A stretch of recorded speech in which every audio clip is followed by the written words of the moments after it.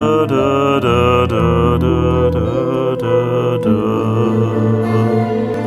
we go, rolling again. I was just, looking at again. There's great, what shall we say, strife in our times in regards to pushing the ecumenical demonic bullshit movement and leading the sheep back to the Antichrist of the number 666. And that, of course, would be what the world known as the Pope, his so-called Holy Father, or his so-called holiness, or his, grace, or whatever title they, it's disgusting. I actually don't know if they actually call him, grace. But some of the other, if you see some of them, anyway, whatever. All these, grandiose titles, but at least he's called, the so-called Pope. He's called Holy Father, and he's called His Holiness. Of course, that is the Pope, the unholy figure, and his outmost smelliness. Anyway, so this, let's turn it around here so we can get a little bigger on the computer screen. And there we go with this woman. She says she has been a former Protestant, as I understand it. And the light in the background are destroying the image here.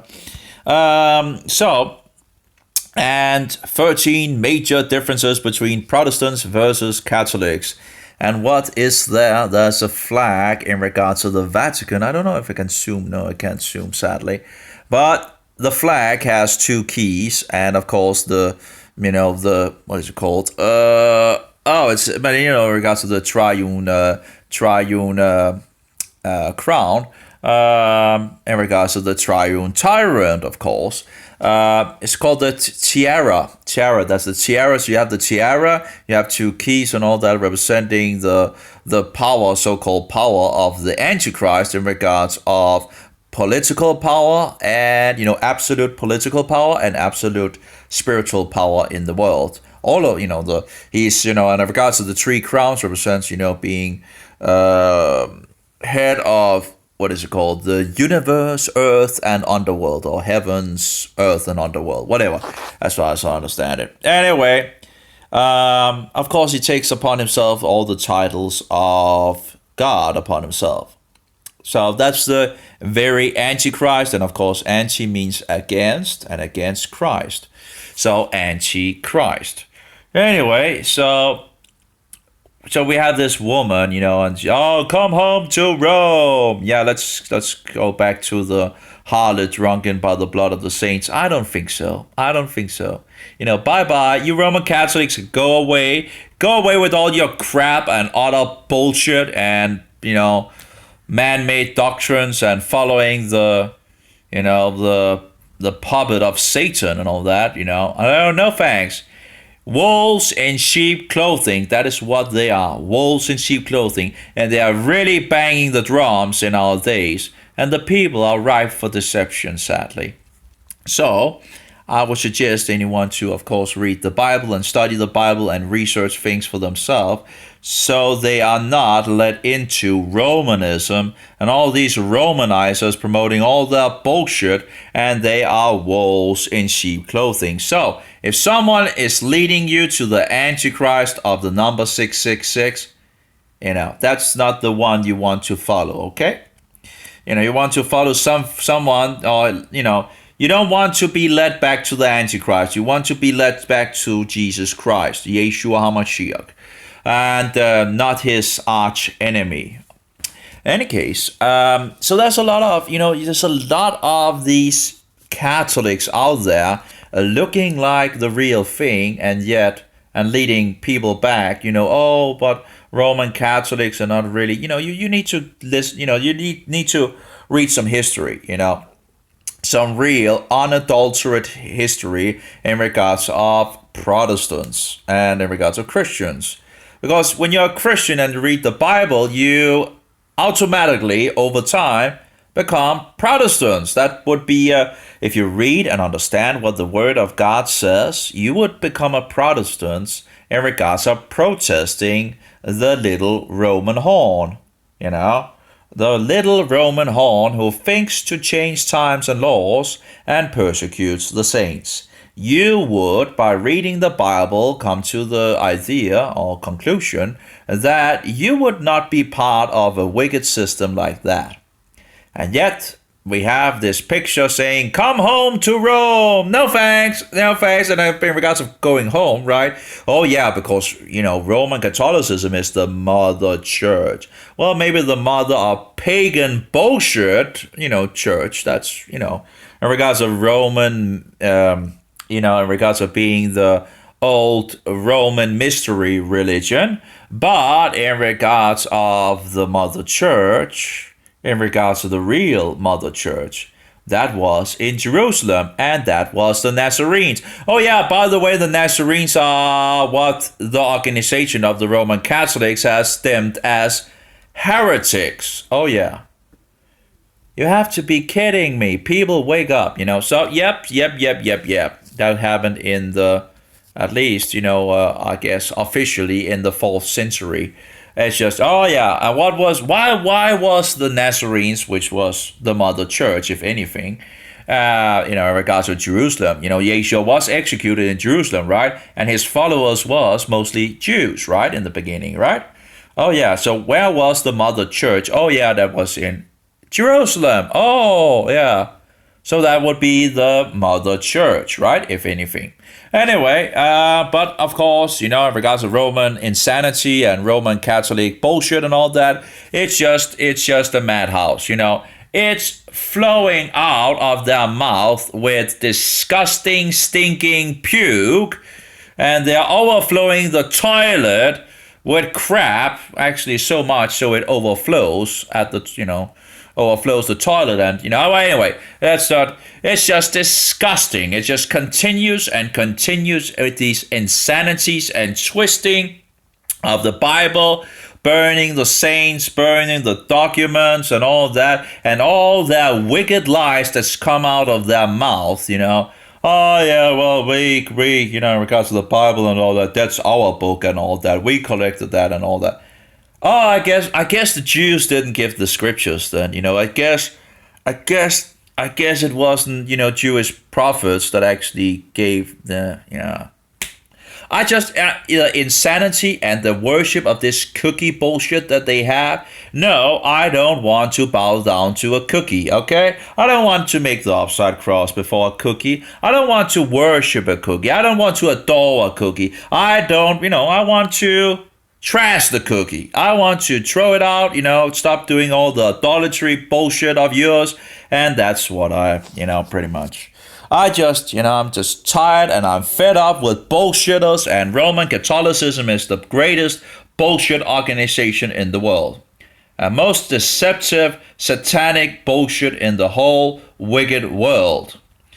Anyway. And why is it so wicked? Because it makes it out to be something it is not. And it thinks that it should be the head of every Christian out there, when it itself is not Christian. It is pagan, Roman bullshit mixed with Babylonian, Medo-Persian, and Grecian stuff. And of course, it is itself Roman. Oh, you have to be kidding me. You want me to come back to that? And actually, I've never been part of that system, and I've never been a Roman Catholic. So anyway, and we have all these people that you don't even think are Roman Catholics, and yet they are. We have to remember the Jesuit oath. They, what they do, and they infiltrate. That's a wonderful video that in regards of information, in regards of what was that I saw? But you begin to have, you see the same things again and again and again. But that was in regards of how they, infiltrate the learning systems, infiltrate the churches, infiltrate pretty much everything. And what they do is to, get us back to the Roman Antichrist. And of course, so if we know who the Antichrist is, and if anyone is trying to, stir us in that direction, we know something is terrible wrong. And if anyone stands on the podium singing love songs to the Antichrist, I think it's time to kick the guy out of the congregation, Or at least rebuke him for sure, But, if he begins to sing love songs, why is he even standing up there if he's singing love songs for the Antichrist and not instructing who the Antichrist is. A guy that should, should be in a congregation, should be leading the people in truth, right? Not in bullshit and deception and leading people back to the very system that we came out of so we could read the Bible. Yes, the Roman Catholic maniac system did not want us to read the word, and they persecuted people for having the word in their own tongue. The so-called common language, right? Anyway, not being in Latin bullshit and all that. No, you cannot. We need to have these educated Roman Catholic satanic followers worshiping idols and images and cookies to interpret the scriptures for you, because you are too stupid to be led in the scripture by the Spirit of truth to guide you into all truth. You see, you just can't do that. You need to have someone learn it in regards to the Roman Catholic Church and all that. Yeah, well, blind guides, leading the people into the ditch. Anyway, so this woman is just outrageous, And they have this thing, oh yeah, they were former Protestants and they found out this and that, right? And all that. Hey guys, it's Lucy. Oh, that voice. Oh, my. Could I please stop that voice? No, apparently we have some problems. There we go. Oh my. That's in regards of automatically turning things on. Bullshit YouTube as usual. Automatically playing when you don't want automatically playing on. But no, they don't care, of course. They just care about making issues for people instead of... Anyway. So she's talking about these 13 things in regards of differences between Protestants and Catholics.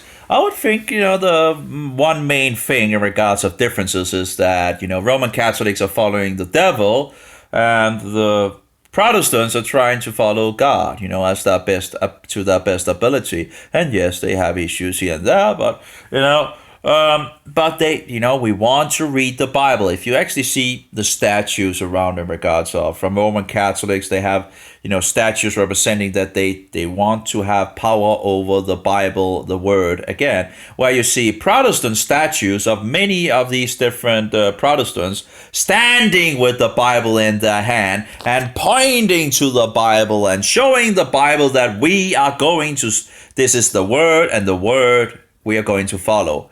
And it exposes the whole wicked system of Romanism. And now this system is like, oh, sweetheart system and all that bullshit. You have to be kidding me. And now, oh, come back home. Come back home to what? Come back home to the devil? No thanks. No thanks. I'll skip, Oh, yeah. But you see, all these people, and Roman Catholics can be very sweetie. And then out of the thing, the demons, come out of them and they slaughter you. And anyway. And there she has the pagan idol hanging around her necklace. That's a wonderful, well, I don't know if it's a wonderful story, but that was just in regards of the Roman Catholics coming to this, in regards of pagans. And they had these idols and all that. And so the Roman Catholic, church, as usually, just takes on, the Roman Catholic, the pagan bullshit and all that. And they thought, if just to make a cross in regards of Jesus, then it's all right, Then just then you can worship that instead of your other. Then we're fine with it. Oh, so let's see. So exchanging a pagan, where we can see this is absolutely pagan with, another symbol that that in regards of so-called Jesus hanging on a tree. Oh, well, if we just stop worshiping, this thing and make another thing and worship that thing. So we just worship another idol, actually. But now the idol looks like Jesus and hanging on the tree and all that. So now it's okay or what, Why did it become okay to now worship, an idol? Just because you made it into... Jesus, so-called Jesus, hanging on the tree. Then it makes it all right now to worship, So, in regards of that, that it's incredible, all this bullshit. So that's a, I think it's, they call it crucifix, right? When there's a guy hanging on the tree, they call it a crucifix. Anyway, the Roman way of, killing off people, and yeah, well, at least one of them. They actually crucified dogs apparently. I got a message from my bank. Interesting. They might have. Anyway, so before Yeshua was actually executed, I looked into this because, the Jehovah's Witnesses, or the so-called, the false witnesses, the so-called Jehovah's Witnesses, the false witnesses say that Yeshua wasn't executed on a tree. No, sorry, on a cross. So I looked into historically in regards of this and all that, and of course I found a lot of things suggesting that he was actually executed on a cross. There's multiple things, and yet, this is one of the things they will stand on because, they say this, they are following the cult, and of course rejecting that Jesus is divine, and, so forward, that he's Jehovah and all that. So this was one of the things that I did research on, and I can't remember all the pointers I found. I actually don't know if I ever wrote all the things on the Facebook. I did write it on YouTube to one guy where I collected all the things, but I don't think I took that message and put on my Facebook, which I should have taken a copy of. But all the things that I found pointing in the direction that Yeshua was actually executed by a cross, or on a cross, not on us, But whatever the case, he was executed on a tree,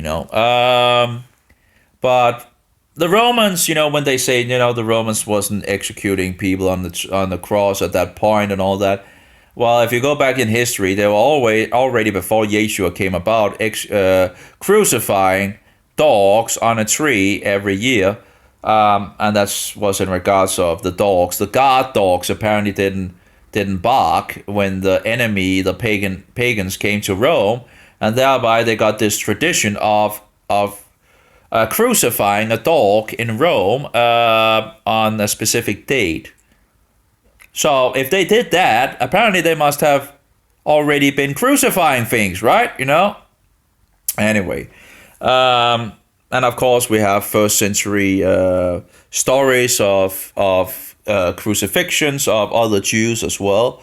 In the first century. I think I know about 2 stories, but overall, it doesn't make sense to say that the Romans wasn't crucifying at that point. And of course, in regards to the cross, if you actually go back in regards of the first Hebrew, the Hebrew letters, the last letter is actually a cross. That's the Tav. So if the Tav is a cross, well, apparently, it's in the Hebrew, it's not just, whatever. Because people, say it's a pagan symbol. Now, of course, whatever, I don't know. But we absolutely have it in the last letter of the alphabet. So, the Tav. And of course, there seems to be other places in the Bible actually talking about but anyway, and of course, Yeshua had nails, plural, not singular. And if he was hanging on a tree, and they could just have used one nail instead of multiple nails. And of course, we also have the things that the sign is hanging above his head. He doesn't say that the sign hangs above his hands. And if it's hanging above his head, if you're hanging like this with your arms in the, both arms, there's not really room for a sign, above the head. You need to have it above the hands. So again, I have multiple things that I found that was just, when people say he wasn't executed on a cross, I don't prescribe to that. But anyway, but that's not to say that we should make idols of it and bow down before them and all that, and So anyway, so come back to Rome. No thanks. I'll stay far away, long away from Rome. And we could, read also in regards of Francis Chan and all the Roman Catholics are like, yippee yay, Francis Chan is becoming Catholic and all that. Yeah, for sure. When in regards of listening to him, he was just outrageously Catholic, and the Catholic did perceive that. Come home to Rome. No thanks, no thanks. I don't think that's my home. I think that's if you want to go with the devil, of course, that's another thing. But no thanks. Don't we have actually some information? I think there's more information down there. Let's see here. And we took it, I've read it in one of the other videos, I guess. Hi, everyone. Here's some recent questions I got from my Instagram. Oh, well, yeah, whatever. Real presence of the Eucharist. You see, Roman Catholics believe, and if they don't believe that, they are, what do you call it, anathemanized. So they have to believe that according to the church doctrines and bullshit laws. And, that we, of course, should just burn in the fire. Anyway, so the real presence of the Eucharist. They believe that the bread becomes the real body, soul, sinews, and body. Did I say body? Flesh, soul, sinews, and whatever, regards, what is it, blood? Yeah, anyway, all these things in regards to the cookie Jesus. Apparently I'm losing something in regards to my brain here in regards of the cookie Jesus. But I usually just could say it like outright, but apparently there's some problems upstairs. Again, it's a full glass, so every time I get some more in the glass, something else jumps out. Anyway, the Bible and tradition. Why sola scriptura is wrong? Well, maybe why the Roman Catholic Church is wrong. We should maybe look on that instead. Where does the Bible actually point to in regards to the Antichrist? Oh, yep. All roads lead to Rome, and of course Rome will be destroyed at some point, and the office and seat of the Antichrist will continue. That's in regards to the papacy, as it is called.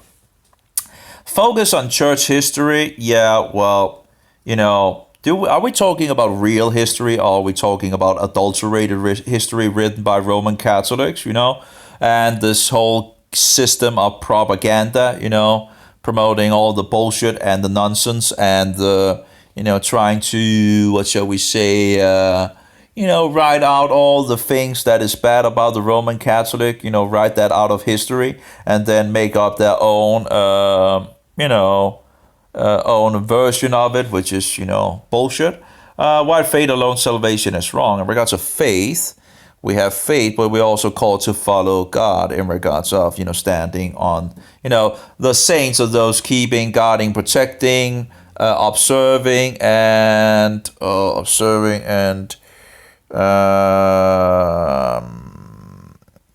another word? Preserving the commandments of Jehovah and the testimony of Yeshua HaMashiach, Jesus Christ.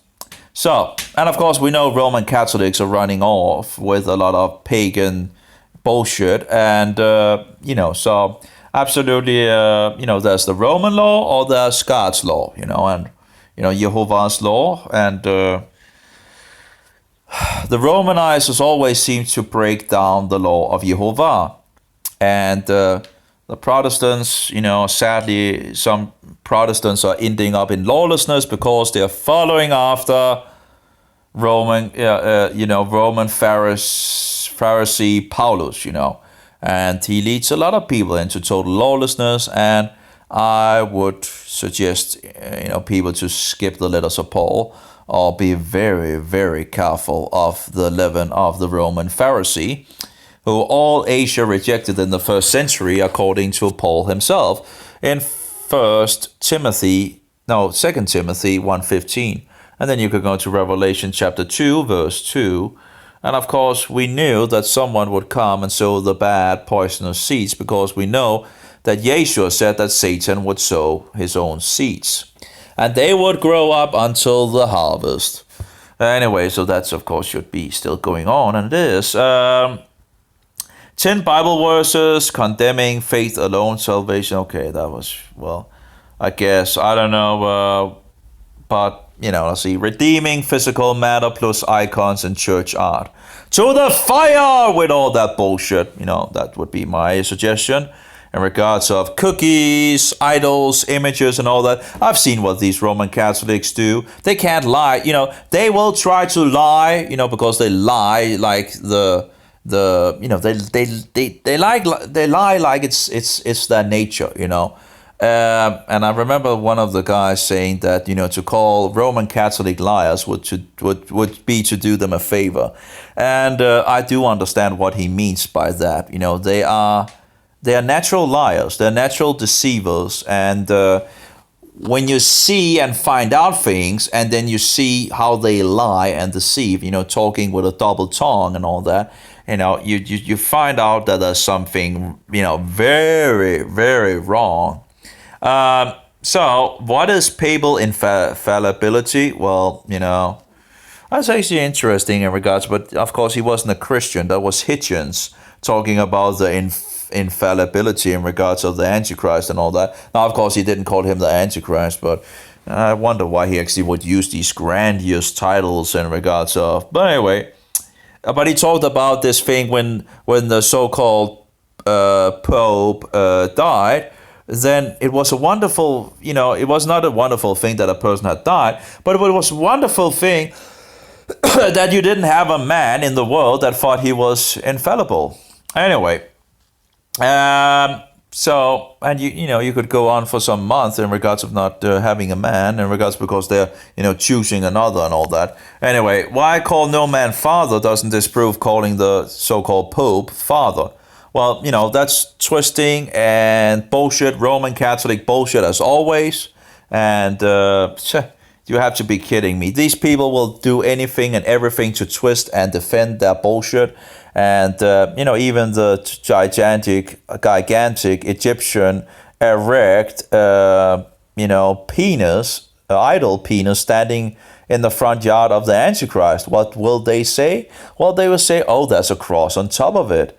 Oh, there's a cross on top of the gigantic Egyptian erect pagan idol penis. So, but it has been Christianized now. Oh, okay. So that's how we Christianize things. Oh, really? The first thing, if the Antichrist was Christian, the first thing he would do was to go out and knock that down, and destroy it. At least that would be my suggestion anyway. Get a good hammer or something like that or whatever. You just destroy it, do something, Anyway, but of course, this system is... Anyone heard in regards of don't go back to Egypt and yet the Antichrist have a gigantic Egyptian erect pagan idol penis standing in his front yard and no one seems to... It's just standing there, just inside of everyone, and what does the Roman Catholic say? Oh, it has a cross on top of it. It has been Christianized. Yeah, how could I be so stupid, How could I be so stupid to think, why would the guy, yeah, because it has been Christianized. Yeah, of course. You have to be kidding me. Well, this kind of, these are bullshitters. I'm just tired of the bullshitters, How blind can you be, How blind, they don't even defend that it's not a gigantic, Egyptian idol penis and all that. They don't even defend that. They know what it is, at least those that I've talked to. They know what it is, but it doesn't matter. Because there's a cross on top of it. And I remember this Roman Catholic making a lecture in regards of communism and all that. And as far as I know, communism leads back to Rome as well, like Nazism and seems like Mohammedanism as well. And every road leads to Rome, it seems, all these different secret, groups and all that, all roads leads back to Rome. In any case, Freemasonry, all these, I can't remember. The Knights of Columbus, the Knights of Malta, the Bilderbergers, and all that. It all leads back to Rome. Anyway, so let's see here. Why I call no man father doesn't approve. Okay, let's see. Okay, why I became a Catholic? Well, because you want to follow the devil. That's the only reason why anyone would become a Universalist or Romanist. A child of the devil, come out of her, my people. So if anyone actually is, of Christ, they should come out of her, my people, it shouldn't be that hard to begin to notice that there's something terrible wrong in the Roman Catholic Church, and thereby that they should come out of the bed of the hall and run and don't even look back. Anyway, so why call no man father? Okay, object of truth. Why? I was going off topic. So this Roman Catholic that is talking against communism and so forward, I think it was mostly Freemasonry as well, I think. Freemasonry and communism he was talking against. Now, it's actually a pretty good lecture, but you just have to be aware that, you have to discern what when it's coming from a Roman Catholic. And then he actually exposes this gigantic penis standing in, all these places around the world. And yet he forgets to talk about the very one standing in the middle of St. Peter's Square.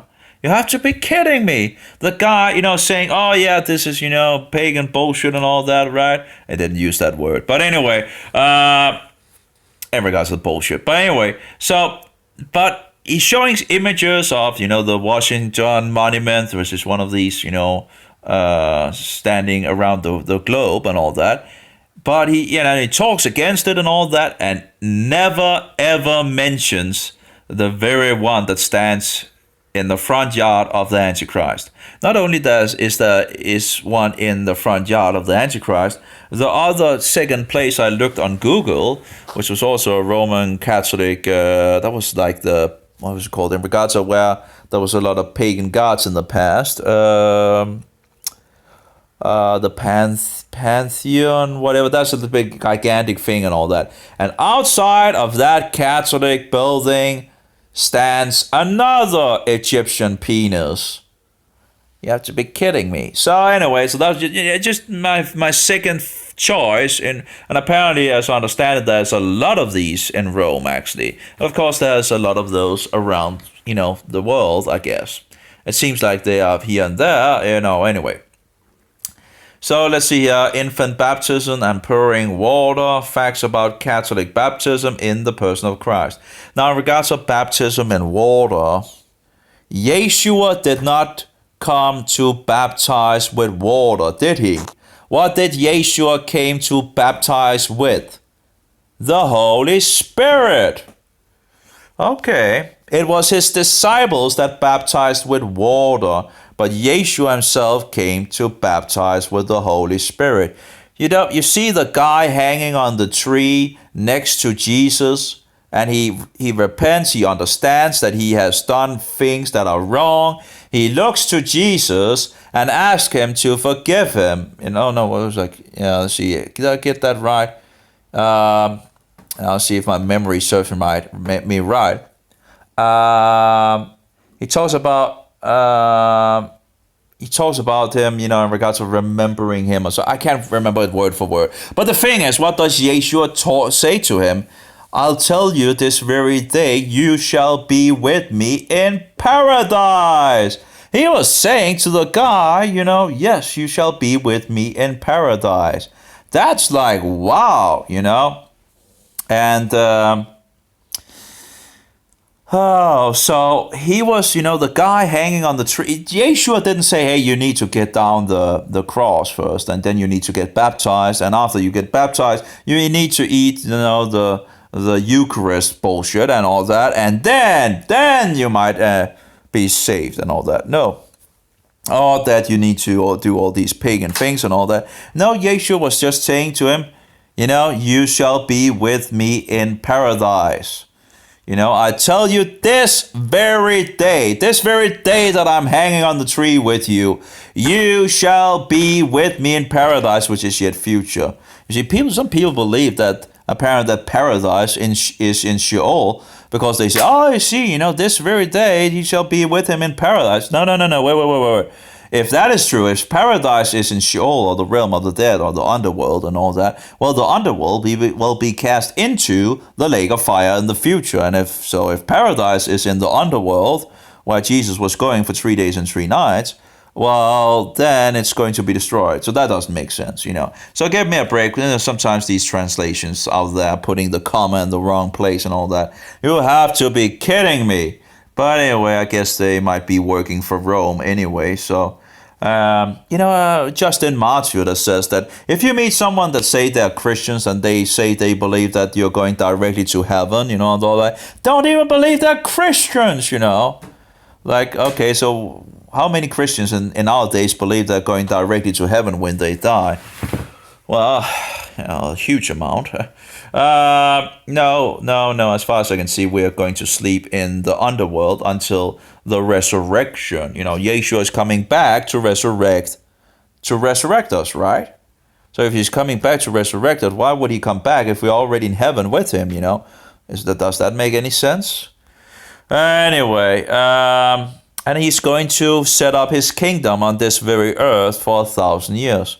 And again, that's, the SDA or the Seventh-day Adventist. It's regardless if you take the Mormons, the Jehovah's Witnesses, and the SDA, I would think the one with the most truth and thereby, I think, also the most dangerous, because they are mixing it with, a lot of fallacies, would be the SDA Church. I'm getting more and more conflict. I actually talked with some of them, and they just couldn't answer my questions.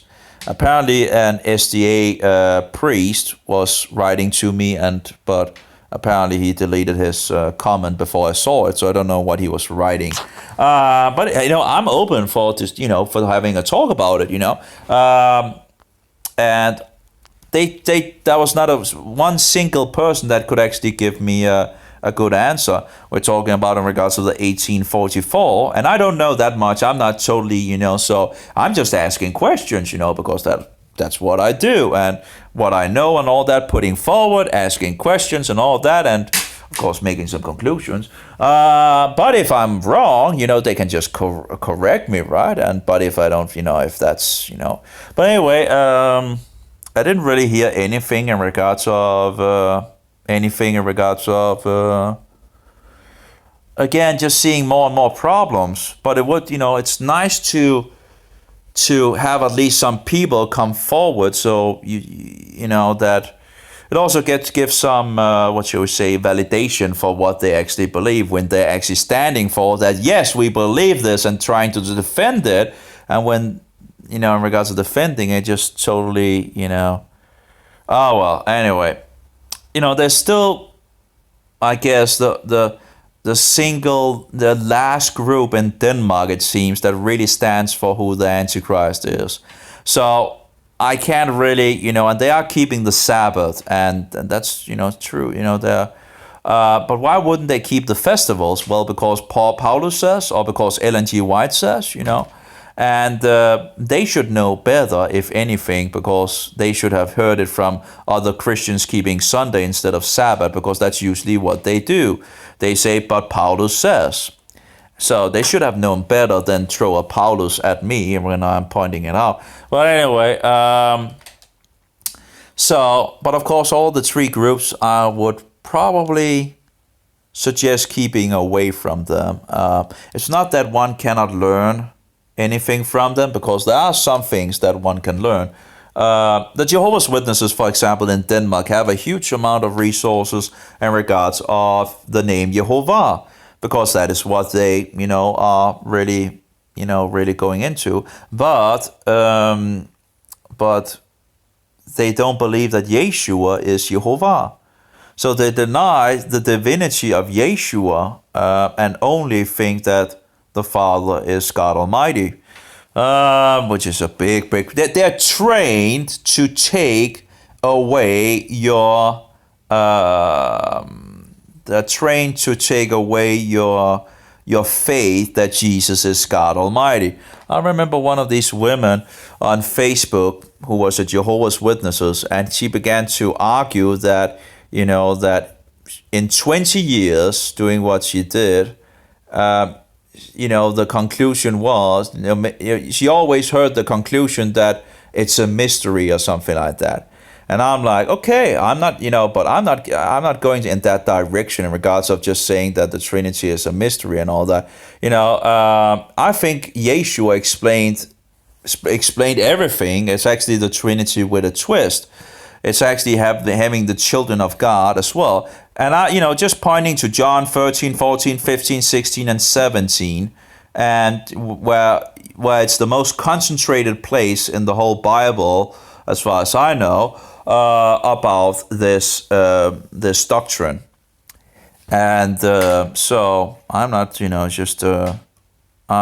In any case, apparently the last message I wrote to her, as far as I know, she never wrote back. But don't give me the bullshit. I might be a little harsh sometimes, but I'm done with the bullshit. I'm absolutely done with the bullshit. And don't tell me lies that this is not found in the Bible and so forward and this and that. And give me a break. This is utterly outrageous and bullshit and absolutely not true. And I'm not going to stand for these liars. I'm not going. Absolutely, it's just incredible. What's this? Interesting. It's just like that doesn't seem like that's actually pepper. Where does that come from? I wondered. It looked like pepper. Not in regards of a glove. Maybe it's just from the glove package that. Yeah, that's pepper. Wow, that's absolutely not glove. Anyway, it's my candy, by the way. It's full of antioxidants and phenols, which I can't remember what actually does, but it's something positive, I think, in regards of phenols. And of course, it's antibacterial and antifungal and so forth. And if you have pain in your mouth, it helps on that as well. So that's my kind of candy. Sadly, it does seem to have a little sugar in it, but I think the antifungal components and all that, and being the number one in antifungals and phenols in the world, as far as I know, should pretty much, fix the. Anyway, so I'm just not going to stand for liars, and you have to remember that just because people, on many different levels, we are always growing in regards to the Word of God. We're learning more and more and all that, and just because some can't explain it to someone doesn't mean that it's not true. I have a lot of things that I know, but I can't explain it to people. I just know I know it, but I'm not in regards of I have a problem actually just giving it forward in some sense. Yeah. But that was like what do you call it? One of these where you get another puzzle piece verifying the things that you already know. But just one of these puzzle pieces that she had went out for 20 years talking to Christians that believed that Jesus is divine, and she was attacking that doctrine, and that's exactly what they do. The so-called Jehovah's Witnesses, the false witnesses, are trained to deny that Jesus is divine, that he is Jehovah, and they're trained in that, and they will do anything and everything to jump around the bush. It doesn't matter what you give them. There might be some honest, false witnesses out there that might, come to question the things, and of course then they can be thrown out of the group, but of course that might actually be a blessing and not a curse. They're not getting killed by the Jehovah's Witnesses, so it could be a lot worse, right? In other countries you risk being murdered, and Jehovah's Witnesses, they just lock you out, and that might actually be a blessing, because then you can read the Bible for yourself without the the bullshit from them and all that. So again, it might be a great blessing, and so stand on the truth. So just because you're not allowed to talk to your family and all that, again, it might be a great blessing in regards of understanding the truth. So instead of having your family or your the false cult members to try to put their leaven into you and all that. So you want to get away from the leaven. You want to stand on truth and read the Word of God and find a neutral version, and go from there. even if it doesn't have the name of God in it. But there are versions with the name of God that is more neutral, that haven't tried to write out the divinity of Jesus Christ. But anyway, so getting back to this, I guess we pretty much, I just don't know what, come home to Rome, no thanks, absolutely no thanks, I don't know why I'm getting all this Catholic bullshit. Here we go in regards to, let's see here. No, that's not the thing. Why Protestants don't become Catholic? Hey, I can already answer that, Protestants in the past read the Bible, so they knew where the Bible was pointing at. And because they knew what the Bible was pointing at and exposing the whole Roman Catholic system, of course they wouldn't have union with this diabolical system. So why would I not become a Catholic, a Universalist, a Romanist and all that? Because it's bullshit.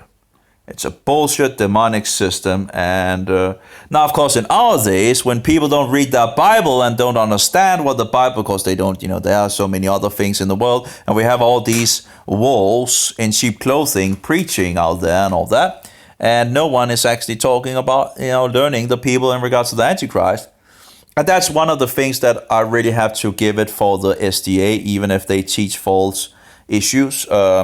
They do teach a lot of truth as well. The problem is all the, if you have a doctrine that was clearly wrong in regards to the 1844, in regards of expecting that Jesus would return at that date, and he didn't, and then a group couldn't accept that. Miller accepted that, and he, as I understand it from what I've read, he understood that he was wrong, and I haven't been corrected by any Seventh-day Adventist on that. So Miller did understand that he was wrong after the second time, and because 2 times they actually, in regards of, because maybe it's the next year and all that, and Miller ended up jumping on that wagon as well.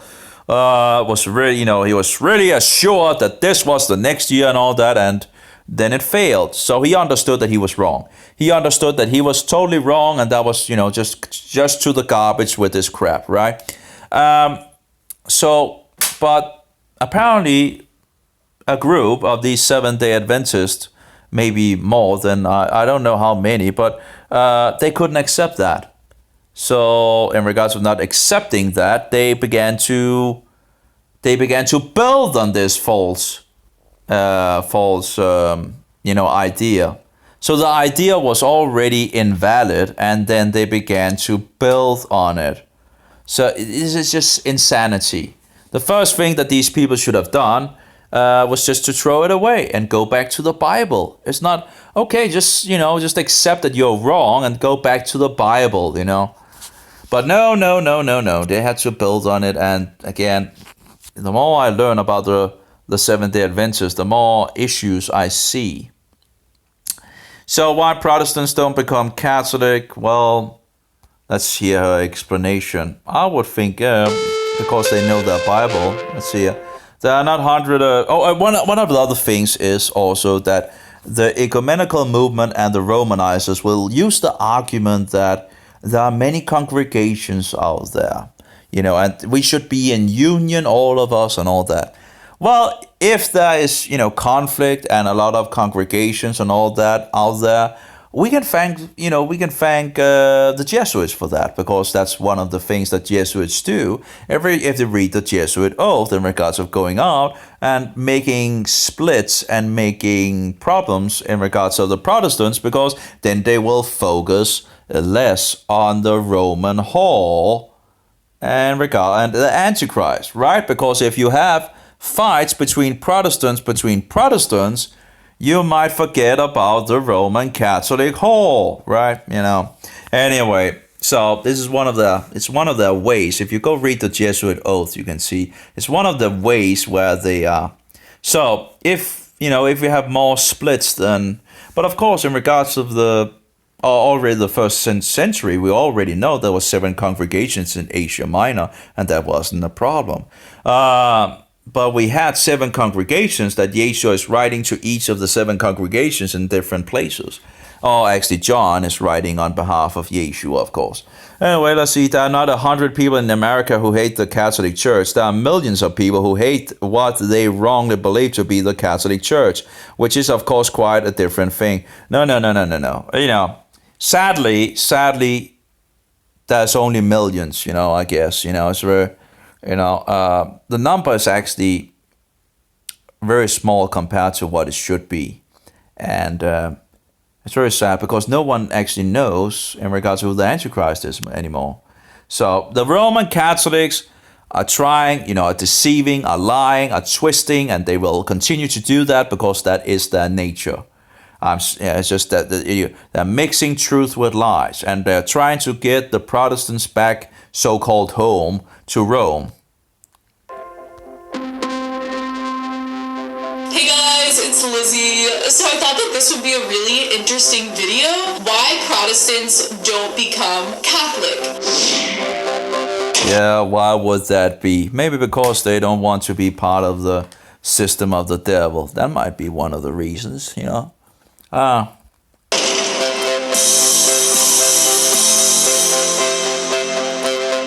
been doing a lot of interviews for Catholic radio, on Catholic podcasts, even just talking to my friends who are Catholic. It's almost impossible for them to understand from a Protestant perspective why it's so hard to convert. And not even that it's so... Why it's so hard? I don't think it's, why so hard? Why would I so-called convert to Romanism? Or if you want to use that word, convert. Why would I convert from truth to lies and deceptions? To a system that persecuted the saints, and still do, and of course lie and twist the words of God, and, burning the documents and the people that just wanted to read the Bible. Why would I ever be part of that filthy system, Is that so hard to, understand why I wouldn't be part of the Roman Catholic bullshit system, worshipping a mere cookie and thinking to sacrifice this cookie in the whole houses for the dead and the living again and again, continual, perpetual in the Roman Catholic whole houses? Oh, I wonder why I wouldn't become a Roman Catholic. And of course the Mary bullshit, that's a whole what do you call it, branch of itself as well, right? And all the rest of the nonsense that you Roman Catholics are doing. hard to convert, but that is just this very small group of people who even... I guess it's not really hard to convert as such, in regards of the hardness of it. But, the thing is, do you want to become a Roman Catholic? And absolutely not. Why would I ever become a Roman Catholic, a Universalist, a Romanizer, following the Antichrist in Rome? So anyway. Get to the intellectual point of wanting and being able to research in and find out what the early church actually looks like.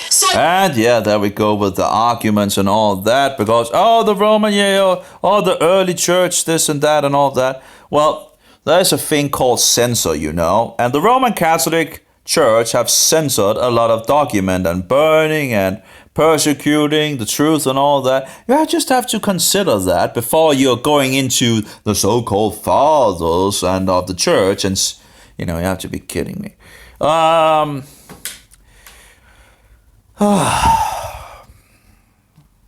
think that the main thing is that there are all of these lies and falsities about what Catholicism actually is, and I don't... Really? There's a lot of lies on that. I think actually that's a lot of lies and deceptions from Roman Catholics, coming forward, trying to, not tell what you actually believe, really believe, because you shouldn't tell Protestants about indulgences, because, this, like telling about marriage to Protestants is like telling them about indulgences, It's just so funny in regards to that episode, And I was on this Facebook forum, and sadly, I everything got censored as usual, and that's one of the ways Satan works. He censors things, and that is one of the reasons why I'm not surprised to see that in the past that we have a lot of material that is censored and we don't have anymore. And of course, when Romanizers doesn't like something, that's a good, what do you call it? That is a good pinpoint, or a good, that it might have been something that had too much truth for the Roman Catholic bullshit institution. But anyway, and then we lose all that information from history. Anyway, what was it? I guess I forgot the argument or the point, but let's go forward maybe. I think Protestants are intentionally making stuff up. It's just... Oh yeah, there we go. And we got, Protestants making things up and all that. What other nonsense. You see, Roman Catholicism flips it all around, And if you want to see for yourself what these Roman Catholics are doing, I wouldn't suggest to do it, but if you want to really see, because I didn't believe my ears when I heard about these things that the Roman Catholics was doing. I heard about it, and I really didn't believe that anyone could be doing so, these things.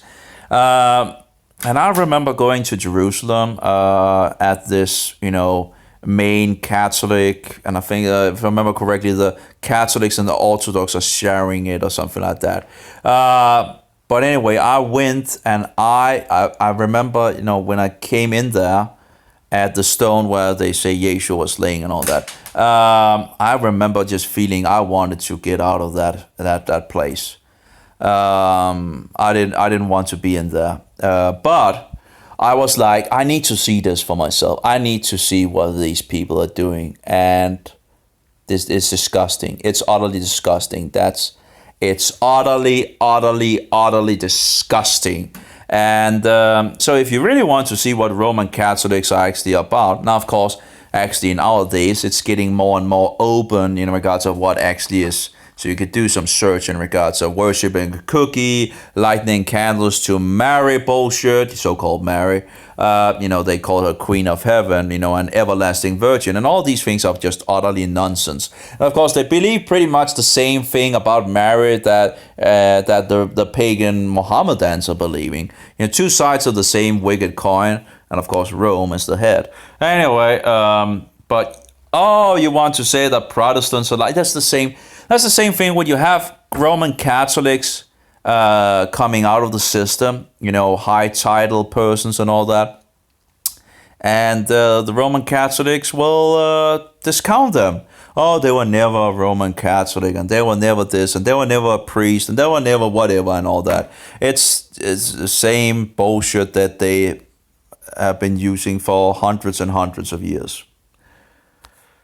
Misconceptions about what Catholic theology is. And so just one basic example. If you have a picture of someone kneeling before Mary, praying before Mary, it's like, wow, they're worshiping a statue. Idolatry. That's paganism. That's horrible. You know what I mean? When you talk about worship and there's images or statues or...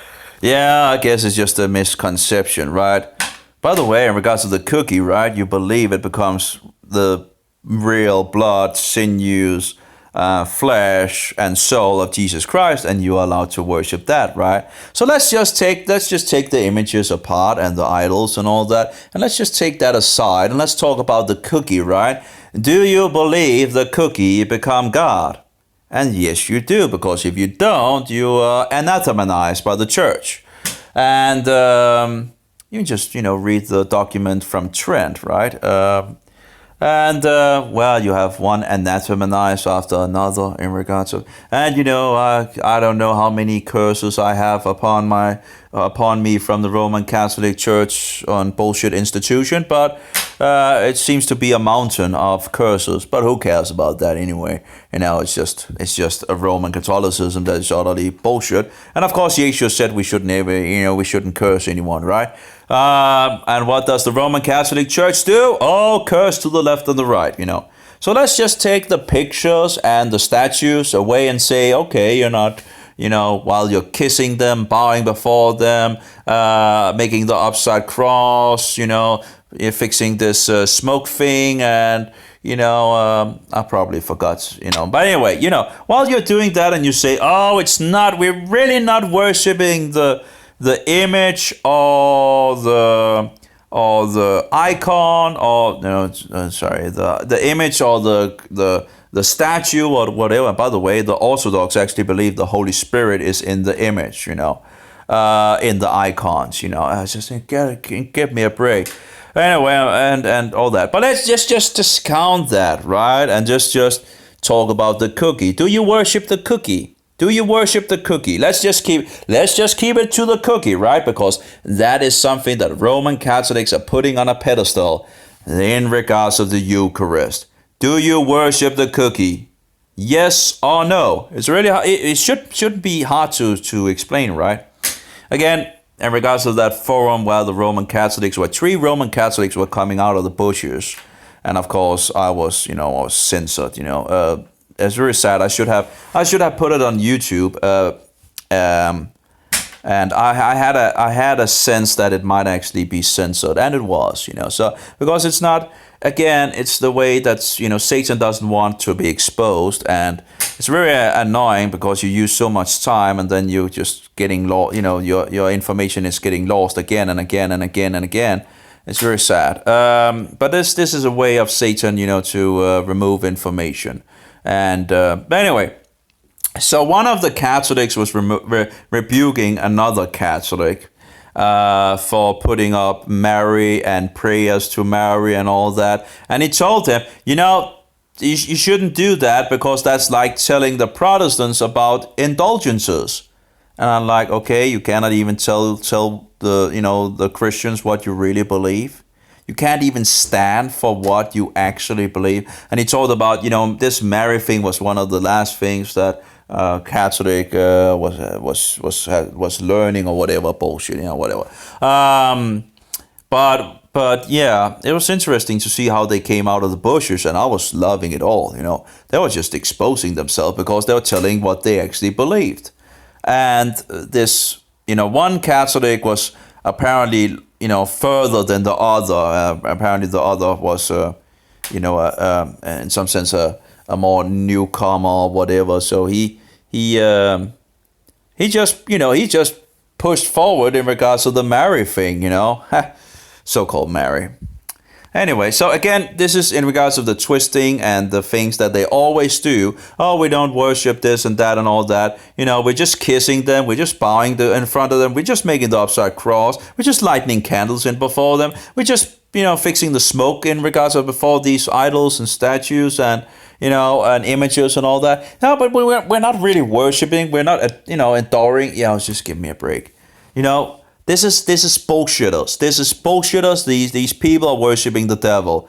And, they just take the pagan practices and put Christian names on it, and then it's now okay to do it. No, of course not. But they believe so.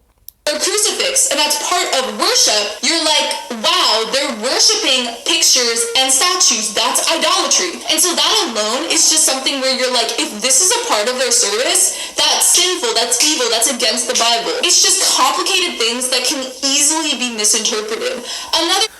Maybe it's just pretty straightforward, actually, and actually is idolatry with Satan. Whatever you say is one thing, but when you see them, what they're actually doing, and yes, they are doing these things, and it shouldn't be it shouldn't be so hard to conclude what is actually going on. But let's just keep to the cookie, right? If we have an argument here or whatever talk, let's keep it to the cookie. Let's go back to the Eucharist, right? Are you going to deny that you do not believe that the cookie becomes the real body, flesh, sinews, and soul of Jesus Christ and divine? Well, let's see what, again, are you going to say that because Roman Catholics needs to believe in these things because you are anathematized if you do not believe in the cookie Jesus, the wafer God, the Catholic bullshit, version of Jesus,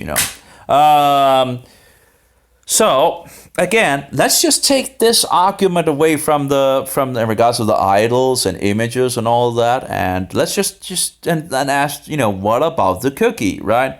Because again, and they're bullshitters. They're utterly outrageous bullshitters, and I say that a lot of times, but it's true, and it doesn't. It's just they are bullshitters. They're deceivers and they're twisters, and I'm just done with it. Another part of the Mass that's easily misinterpreted is how you call it a sacrifice. If you don't look into it more, it literally seems like you think you have to re-sacrifice Jesus. The penitentiary prayer, and in an Orthodox service, Lord...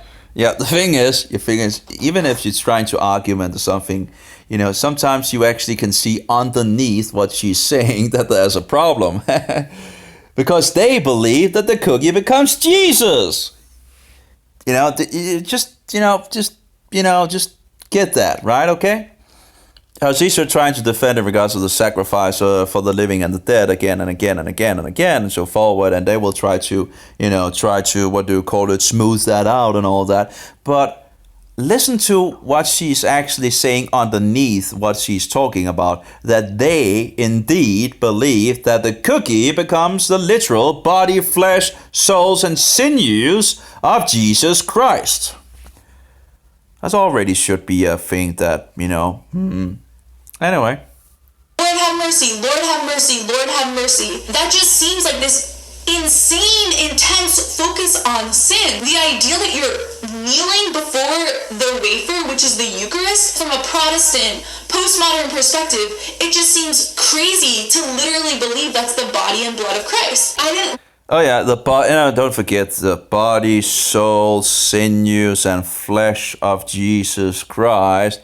That's the wafer God of the Roman Catholics. It's a false version of Jesus.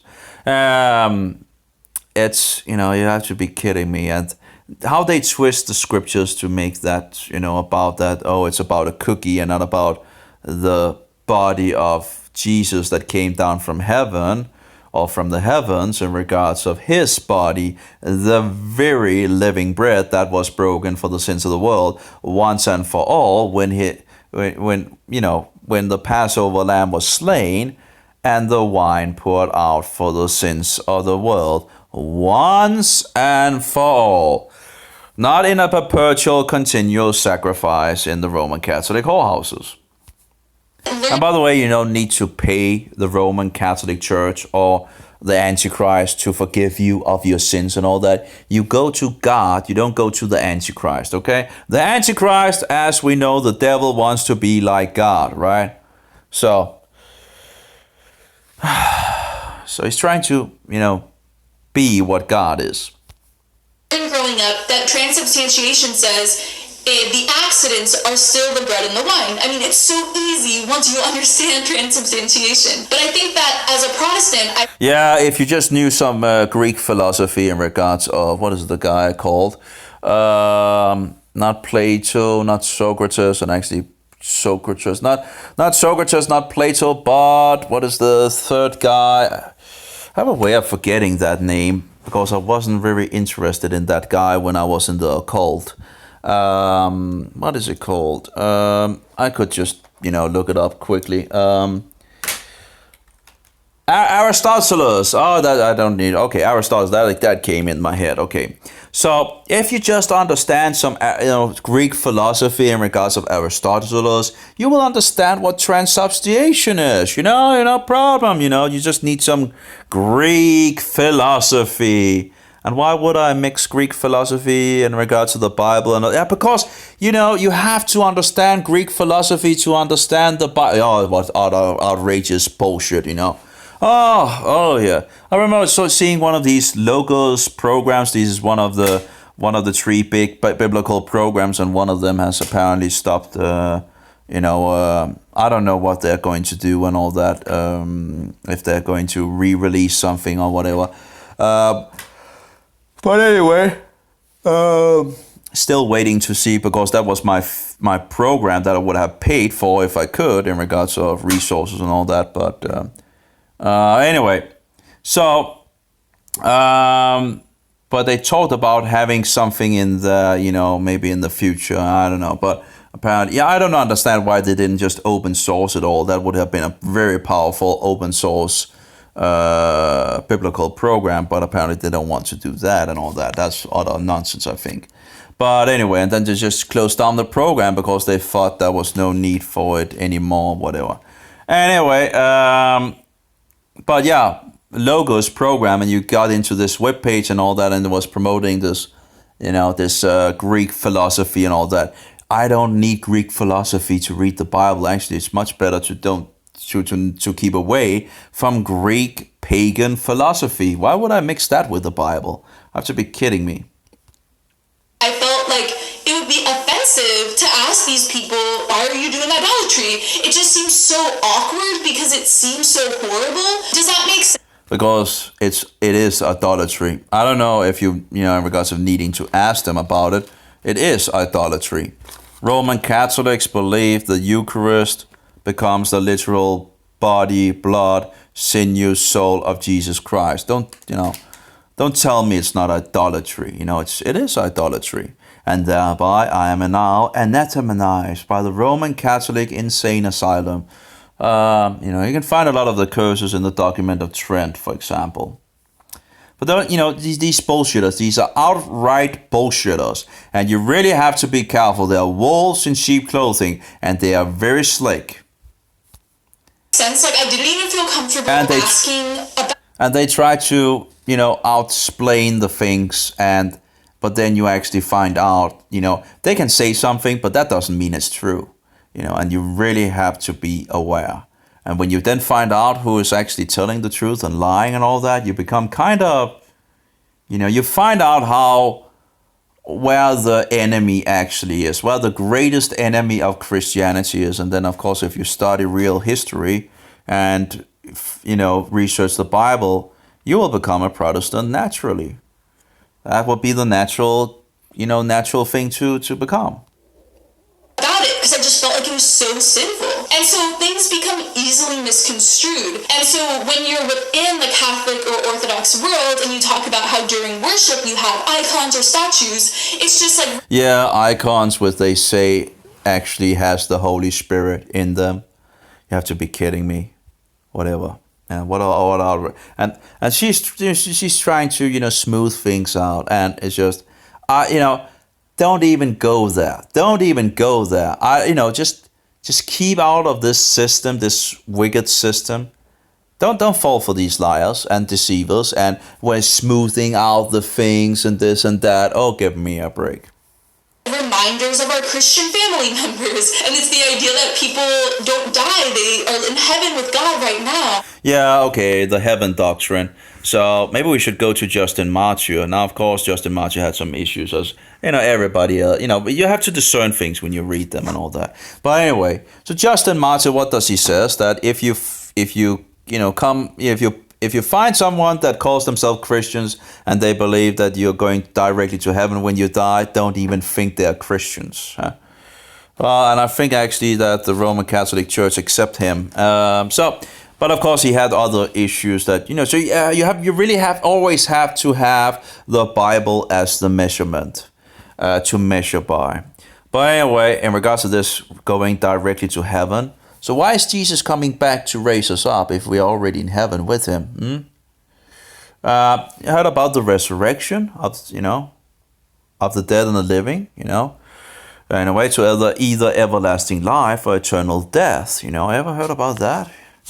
Where was Jesus 3 days and 3 nights? Was he in heaven or was he in Sheol or the realm of the dead? You see, you can find multiple sources from the past talking about that, sleeping, awaiting the resurrection and all that. And of course, the Roman Catholics believe that you're going directly to heaven or purgatory when you die. And of course, if your grandmother is in purgatory, you can just pay this insane asylum for prayer so she will have less time in purgatory. A thing that is not found in the Bible anywhere, but of course the Roman Catholics will of course try to defend that, as always, and twist the things and say, oh yeah, it is found. Well, the resurrection is real. So it's this idea that they're worshiping God with us. Yeah, but the resurrection is not when you die. The resurrection in the future, when Yeshua is coming back to resurrect us. So give me a break with this bullshit. It's not that we're worshiping the statues or icons. And when you say pray, You're not worshiping the statues. Just putting candles in front of them and bowing in front of them, on the knees in front of them, and making the upside cross in front of them, kissing them, and of course the smoke thing, which I tend to forget what it's called. I guess you're not doing anything to these statues, I guess, and see the reaction when the idol will, when they're walking around with the idols that cannot walk and cannot see and cannot hear and so forward. And the idol of so-called Mary is, you can just see the reaction from the people when, it's like, it's just a statue, and it's like, oh my, But no, I guess you're not worshiping statues, as you say. I guess it's just in my head or whatever, Just look at what you're doing with these things, Yeah, just, you can say whatever you want, but we can see what you're doing, okay? And it's not different than what the pagans are doing. Well, the difference is that the pagans are pretty obvious doing what they're doing in regards of not, hiding behind sheep clothing in regards of saying that they are Christians while doing it, That's the difference. And that's why Roman Catholicism is so wicked and so evil and so... the greatest enemy of true Christians. Praying to Mary, it seems like you're worshiping Mary when really you're just asking Mary or any of the other saints. Yeah, because the Roman Catholics will say, because it's just so much better to go to Mary than to Jesus, because Mary is a woman, and because she's a woman, she's softer and all of that, so it's much better to go to Mary than to Jesus. Well, that's not biblical. And, in regards to Mary going to heaven and calling her Queen of Heaven and everlasting virgin and all that, when the first 2 pages of the book of Matthew says that Joseph knew her wife, which is Mary, so Mary wouldn't have been a virgin after Jesus had been born because Joseph knew Mary, and thereby you sometimes get more children. But of course the Roman Catholic Church will then say that this is older brothers and not younger brothers, because they want to defend that she is an everlasting virgin. So you see, one thing leads to another and another and another bullshit thing and all that. It's just incredible. Anyway, yeah.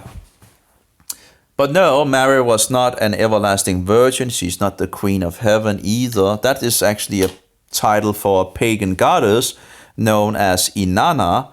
And Inanna, as I understand, actually the word Inanna actually means Queen of Heaven. And of course, Inanna is Easter, and Easter seems to have become Mary. And Mary is the Queen of Heaven, which is Easter is the Queen of Heaven, and Inanna is the Queen of Heaven. And yet we're celebrating Easter, which is not found in the Bible as well. And of course, the Asian minor churches or congregations was keeping to the Bible. And of course, there was a conflict between Rome and Asia Minor. And in the end, Rome, in some sense, won out, Of course, that's not exactly, because we have John Chrysostom, the so-called Golden Mouth, who is a Romanizer, who attacks the Judaizer and says there are many in our ranks that they say they believe like we do, but they are, Judaizers, right? Keeping to the festivals actually found in the Bible. And then he begins to promote Christ Mass, which came about in the 4th century by Rome. So a new so-called Christian, actually it was the pinnacle of the pagan celebrations of the year in regards to the birth of the solar deity. And thereby, to make it easier for the pagans to come into the Roman Catholic Church, well, they made up Christ Mass. Christ Mass. Do you hear Christ Mass? In regards to the Roman Catholic bullshit Mass. Anyway. To pray to God for us, just like how we would ask anyone on earth to pray for us. When you're within the Catholic world, Yeah, but the difference is that, those that have died in Christ are awaiting the resurrection and thereby are sleeping, and not in heaven. So, and asking others to pray for us that are living on earth, they're still living, they still have the spirit in them. But when we die, the spirit returns to God, and the soul, sleeps in Sheol, and the body, rots away. And then, of course, we're waiting the resurrection.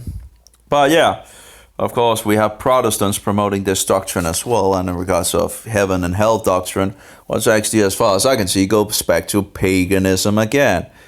It's not how the Bible works, And yeah, and we're not going to burn in the lake of fire forever and ever. We're going to perish if we don't believe in Yeshua HaMashiach. We're going to then be cast into the lake of fire, which is the second death, where both body and soul will perish. You see, the first death is only the body. And the devil can only, kill us in regards to the first death, but the second death in regards of God. It's so obvious that it's not idolatry, but from an outside... It's so obvious that it is idolatry. And you have to be kidding me. This is bullshit, and these people are blind.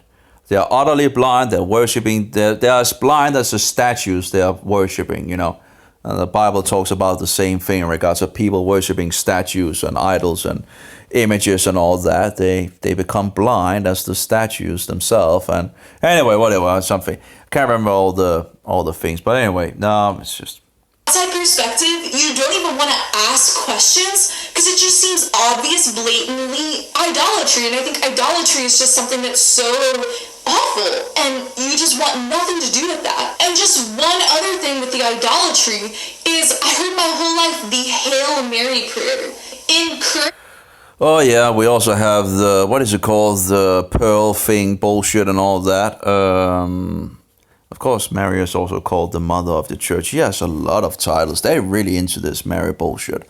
I had a source where he was talking to a Roman Catholic, and he was, fixing up all the titles that they give to Mary, or a huge amount of them.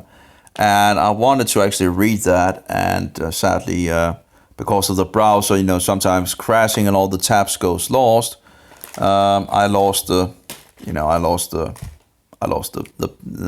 page. Very sad, because I actually wanted to read that. Now, of course, I already know it's nonsense and all that, but anyway, Hail Marys, give me a break, But in regards to, what is it called, those pearl things, I can't even remember the name. Of course, all the pagans have them, the Hindus have them, the Mohammedans have them, the Buddhists have them, the New Age have them, and all that. They're different ways of doing it, but yeah.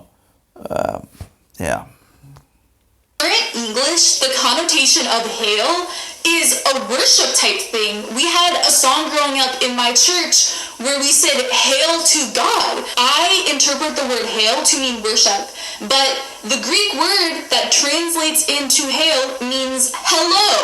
And so it's just little things like that where when you hear it from an outside perspective, it seems awful. Just these Well, again, trying to twist things and all that.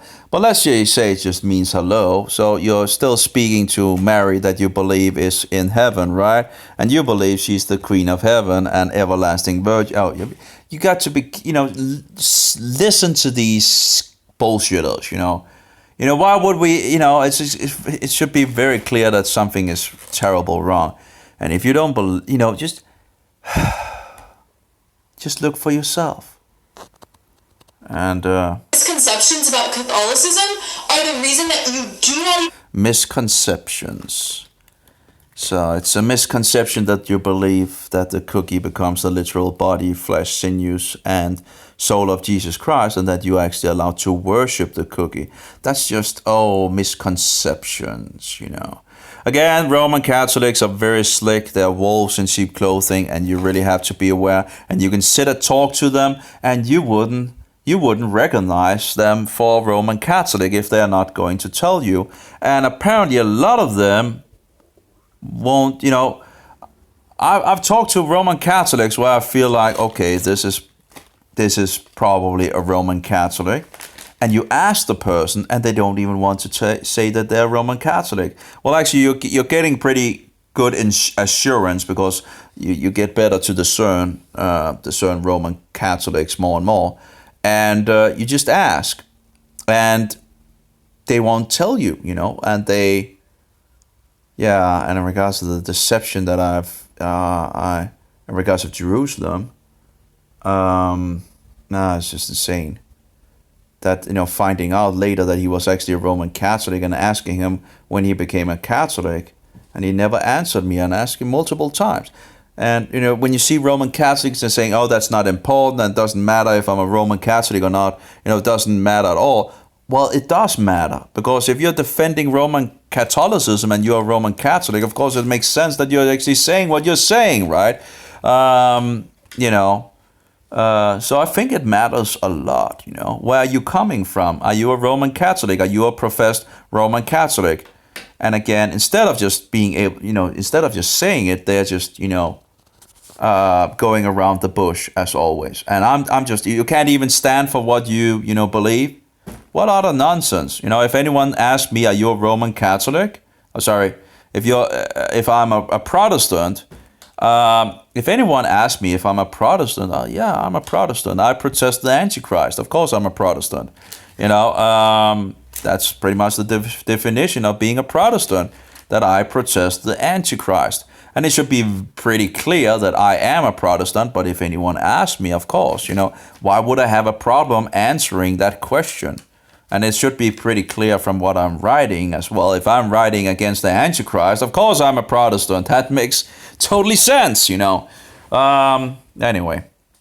You want to look in, and you're so confident that obviously it's not the church Jesus established at all. And something else, so the faith versus works thing. When Catholics say you have to do works, in regards to the church that Jesus established and all that.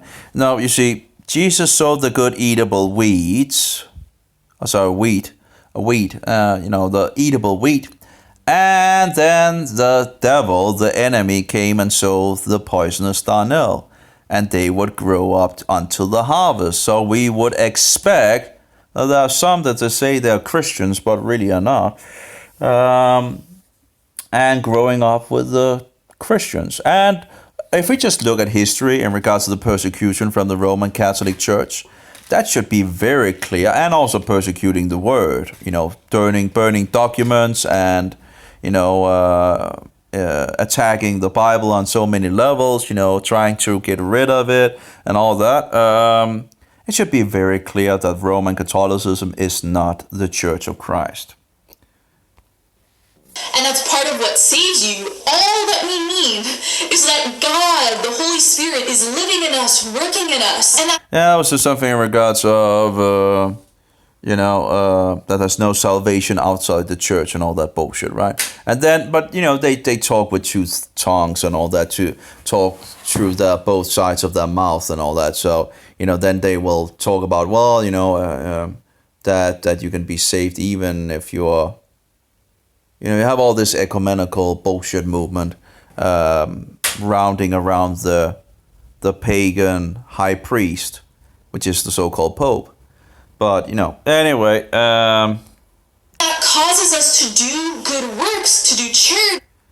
Oh, do good works and all that. The Freemasons are doing good works as well in regards of, outwardly, they're doing, then they're, giving money to this and giving money to that and all that. It's a great way to disguise themselves of what they're actually about, The same with the Roman Catholic Church. So, and in regards to the spirit of truth, you really have the spirit of truth in you. If you had the spirit of truth, you wouldn't be part of this system. I think that's pretty clear. You would come out of the system. If you had the spirit of truth, how could you stay in that system? I remember, being in the Roman Catholic churches, and I felt the same thing as I feel in regards of looking at occult things. I have a way of there's something in me that just absolutely don't want to have anything to do with it. And I had the same feeling when I went into this Roman Catholic Church, for example, in Jerusalem, or looking at some of these things on the, I don't want to have anything to do with it. I get the same feeling in regards of, so, yeah, it's just, and you can have, it's just disgusting. It's just disgusting. You say you have the spirit of truth in you, and yet you keep Sunday instead of Saturday because the Roman Catholic Church thinks to change times and laws in regards of Saturday to Sunday. Fulfilling scripture, of course. Now, of course, that's not the only thing that have been changed in regards of thinking to change. Of course, Passover to Easter, right? And all the rest of the bullshit, Christmas bullshit, and, all the rest, I can't go by memory here. But anyway, so, and not keeping the festivals in the Bible, but because now you're a Judaizer, right? Yeah, but Jesus was a Jew, and he was actually keeping those festivals. He wasn't keeping the festivals of the Roman Catholic bullshit institution. And yet you want to say that the Holy Spirit, the Spirit of truth, is in the Roman Catholics? Really? Really? Is that really, you really want to go there? Cursing people when Yeshua said we shouldn't curse anyone? Oh, yes. And calling people Judaizers and, whatever. Burning Bibles and burning the Christians and all that. And you want to tell me that is a Christian institution? To help people to love better. Like, that salvation is an action working in us. But when you look at that from a Protestant perspective, it seems like you're literally saying that God's grace is not saving you, but you doing things is saving you. And I really don't think it's intentional for Protestants. Now you see, there's two laws. There's the Roman Antichrist law that the Romanizers are promoting, as we see throughout history. And then there's the other law of Jehovah, which they say, they call them Judaizers. Like, they put it like it's a negative thing, And you see, the Judaizer stands on the law of Jehovah, and the Romanizer stands on the law of the Antichrist. Now I have to ask, who are you going to follow? Who do you think is actually right? And who is wrong? I would think that those actually following the Antichrist and his, man-made laws, are not in the truth. And those Judaizers that the Romanizers are attacking are actually the ones that are actually standing on the truth. Yeah. To misconstrue things, but from an outside perspective, it just seems so obviously against the Bible. And then when we hear that you don't go by the Bible, it's like, oh, okay, that makes sense. You're making things up. You're not going by the Bible. Why would we not go by the Bible? I had an epiphany last year. I was talking to one of my Catholic friends, and he was explaining to me how every Catholic dogma doctrine can be traced back to the Bible. I didn't even think Catholics believed that growing up. I didn't think they cared about the Bible. People are caught in sola scriptura, and this is something I stopped believing 3 or 4 years ago because I understood that the first part of Christianity was just oral tradition. The Bible wasn't fully compiled until the 4th century. So once I kind of connected different things, I realized that we need some sort of tradition for Christianity and for the Bible. So for me, I overcame sola scriptura, started... Yeah, maybe we should just go back to the Nazarenes and look at what they believe, because they were the true mother church, right? Of course, in regards to Roman Catholicism, saying they're heretics because they, why was it the Roman Catholic Church stamped them as heretics? The first mother church, the first believers in Yeshua. Why was it that they stamped them as heretics? Let's see. Was it because they didn't believe that Yeshua was God's son? No. Was it because they didn't believe he was divine? No. Was it because they didn't believe in the birth of the Virgin? No. So what was it? Was it because they didn't believe in regards of Jesus' resurrection? No. Was it because they don't believe in the future resurrection? No. So why did the Romanizers stamp the Nazarenes as heretics? Yeah, why? Because they were still keeping to the law of Moses. You see, they were just Jews, Judaizers, and thereby apparently heretics according to the Romanizers. I wonder who really is the heretics here, Who makes herself out to be the mother church when the mother church was in Jerusalem and not in Rome? Who is actually in the truth and who is lying and deceiving, So, yeah. So maybe we should just go back in regards to finding out what did the Nazarenes actually believe, who is called also the Way. Well, they still believe that we should keep the Torah. They were zealous and on fire for the Torah. What is the Torah? That's the law of God. No, it's not the canon laws of the Antichrist. It is the law of Jehovah. Oh my. But let's twist history a little, right? Just for the Roman Catholic Church, right? So they can come out and looking like a beautiful, anyway. Understanding that we need some tradition, and once you get to that point, it just kind of all falls apart. But need some tradition. I guess we need some tradition like Easter, like Christmas, like the pagan Roman New Year of Janus, or in regards of Sunday instead of Saturday. And all the rest of the traditions of, Jesus being executed on Friday, which doesn't make sense at all in both directions. And of course, Palm Sunday as well. And we love Sunday, right? Sunday my this and Sunday my that. It's all, all Sunday, which is in regards to the venerated day of the sun god Sol Invictus, the solar deity. Yeah, but we need traditions. Oh, maybe we actually need to trash the traditions and go back to the Bible, as Yeshua actually was doing. Because he broke all the man-made laws of the Pharisees, and it seems like he actually, at every instant that he could, was breaking their laws. Their man-made laws, And he was rebuking them in regards to these man-made laws, and he wanted us to return to the law of Jehovah. What did the believers, the first believers in Yeshua do in Jerusalem? We have in the book of Acts, they was zealous and on fire for the law of Jehovah.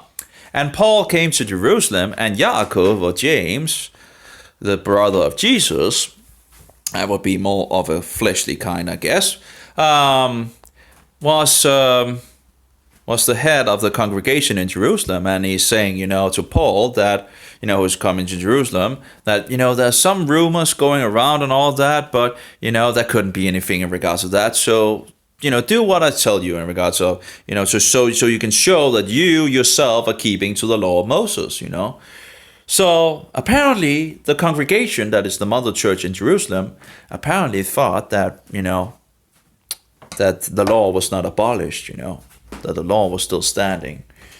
And of course, what is the highest commandment in the law is to believe, to what is it called? To love God with all your heart, soul, and being, and all your strength. And who is Yeshua? Well, Yeshua is God Almighty. So if we're going to fulfill the first and highest commandments in the law, we would love Jesus with all our heart, our strength, and our soul and all that. Anyway, so it is actually a commandment of the law to to love Jesus. Anyway, let's go forward here and see what she has to say. Most Protestants I know are really, really strong about sola scriptura, and they see tradition as made up stuff, whereas now I see... Well, a lot of it is pretty much made up stuff. Easter, made up stuff. Christmas, made up stuff. The pagan Roman New Year of Janus, made up stuff. Sunday, made up stuff. Should we continue in regards of all the pagan bullshit? It's bullshit. Let's get back to the Bible.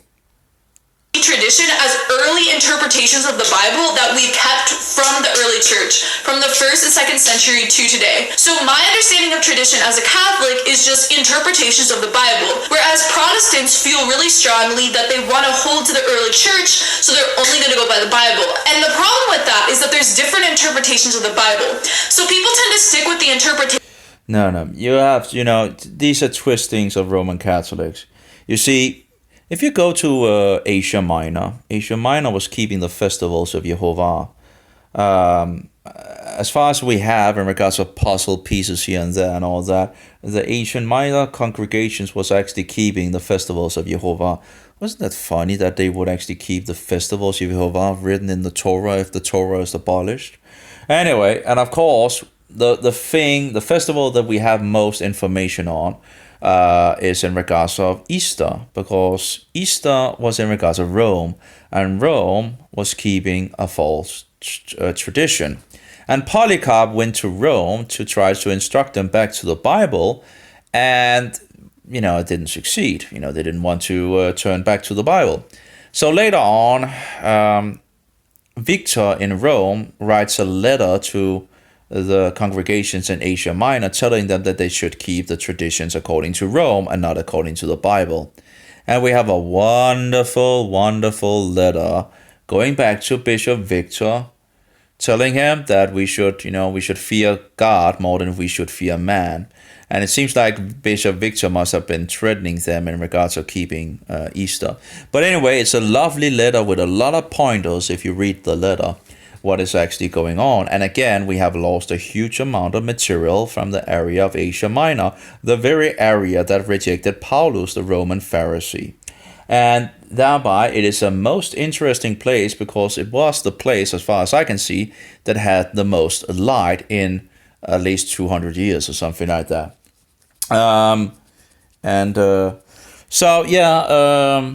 But of course, then in 325, Rome, by the Council of Nicaea, fixes that now we are all in agreement in regards of Easter and all that, in regards of Roman traditions and all that.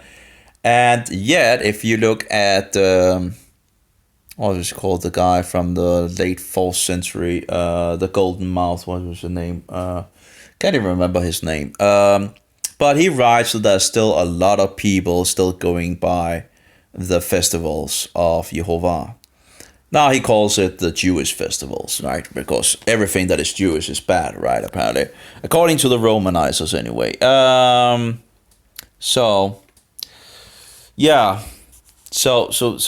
these people, these Roman Catholics, they're outrageous.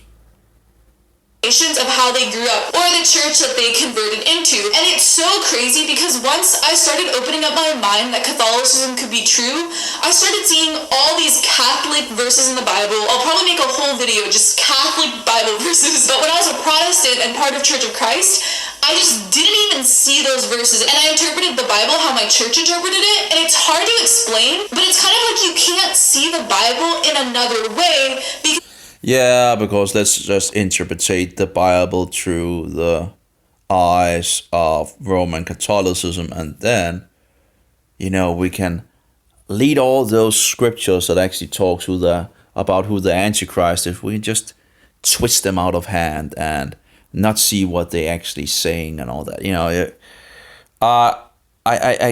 It's just incredible. These Roman bullshitters. It's just incredible. If you read the book of Daniel and the book of Revelation, it should become pretty clear who the Antichrist is and where to point in this world, because the Bible is laying. You have around 2,500 plus of prophecy that has been fulfilled and is still ongoing from the book of Daniel, and the book of Daniel and the book of Revelation are pretty much the two main books in regards of revealing a lot of things. A lot of keys for the book of Revelation is found in the book of Daniel. And of course, the book of Revelation is a book that whoever reads it and reads aloud and whoever listens and all that in regards to that's a blessing in regards to that book.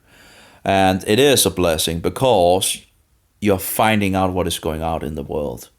God is opening what is going on in the world. And again, Yeshua was warning us about wolves in sheep clothing. Because you've grown up and it's like blatantly, this is how this verse is interpreted. I don't know if that makes sense, but when you're stuck in Sola Scriptura, you just do not even care about church history that much. You don't care about early church history. That's not true. Again, that's not true. But we look on another side of it. We look on the persecuted church side of it, pretty much. You see, those that, I'm interested in history, but I do realize that there's two lines in regards of there's the wheat that was sown by our master, and then there's the poisonous darnel sown, and they're growing up together, and this already happened in the first century. So when you read, you have to discern what is going on and all that. And some of my deepest interest in regards of historically is in regards to the Nazarenes and the congregations in Asia Minor. Now there are others that was persecuted by the Roman Catholic Church, like the Waldensians. We have Christians in Ireland, I think that was at some point the great light for Europe. We have different places coming up, and of course the Roman Catholic Church is just saying, this old heresy is now springing forward here and all that. Yeah, you have to wonder why this old heresy keeps on, springing forward. Maybe it's because people are reading their Bibles, and getting to the same conclusions and so forward. And of course, from a Roman Catholic perspective, it's just a heresy and it has to, kill it off, right? So it's just incredible that people can be so, I really, it's disgusting. I find it utterly outrageous, and disgusting. So since I had given up Sola Scriptura, it was so easy for me to just start reading early church history and to be like, oh wow, I want those interpretations of the early church rather than my church's 19th and 20th century interpretations. But most people are stuck in Sola Scriptura, and it's almost like again, it's not true. Protestants have always, Protestants have always have interest in history, so don't give me that bullshit. But it's another line of looking into things, that's looking on all of, there's always been Protestants around. Again, you can already see it in regards of Asia Minor. They already protested pretty much against the Roman Pharisee Paulus. They already rejected Roman Pharisee Paulus, who went to Rome. And what is in Rome, by the way? Oh yeah, that's the hall, right? Anyway, and of course he was the first that actually made a so-called Holy Inquisition, right? Against the church. Any case, but you have always had Protestants around, because Protestants are pretty much just Christians reading the Bible, finding out who the Antichrist is, and being led by the Spirit in regards of the Scriptures. So Protestants was not something that just came around in 500 years ago. They have always been around.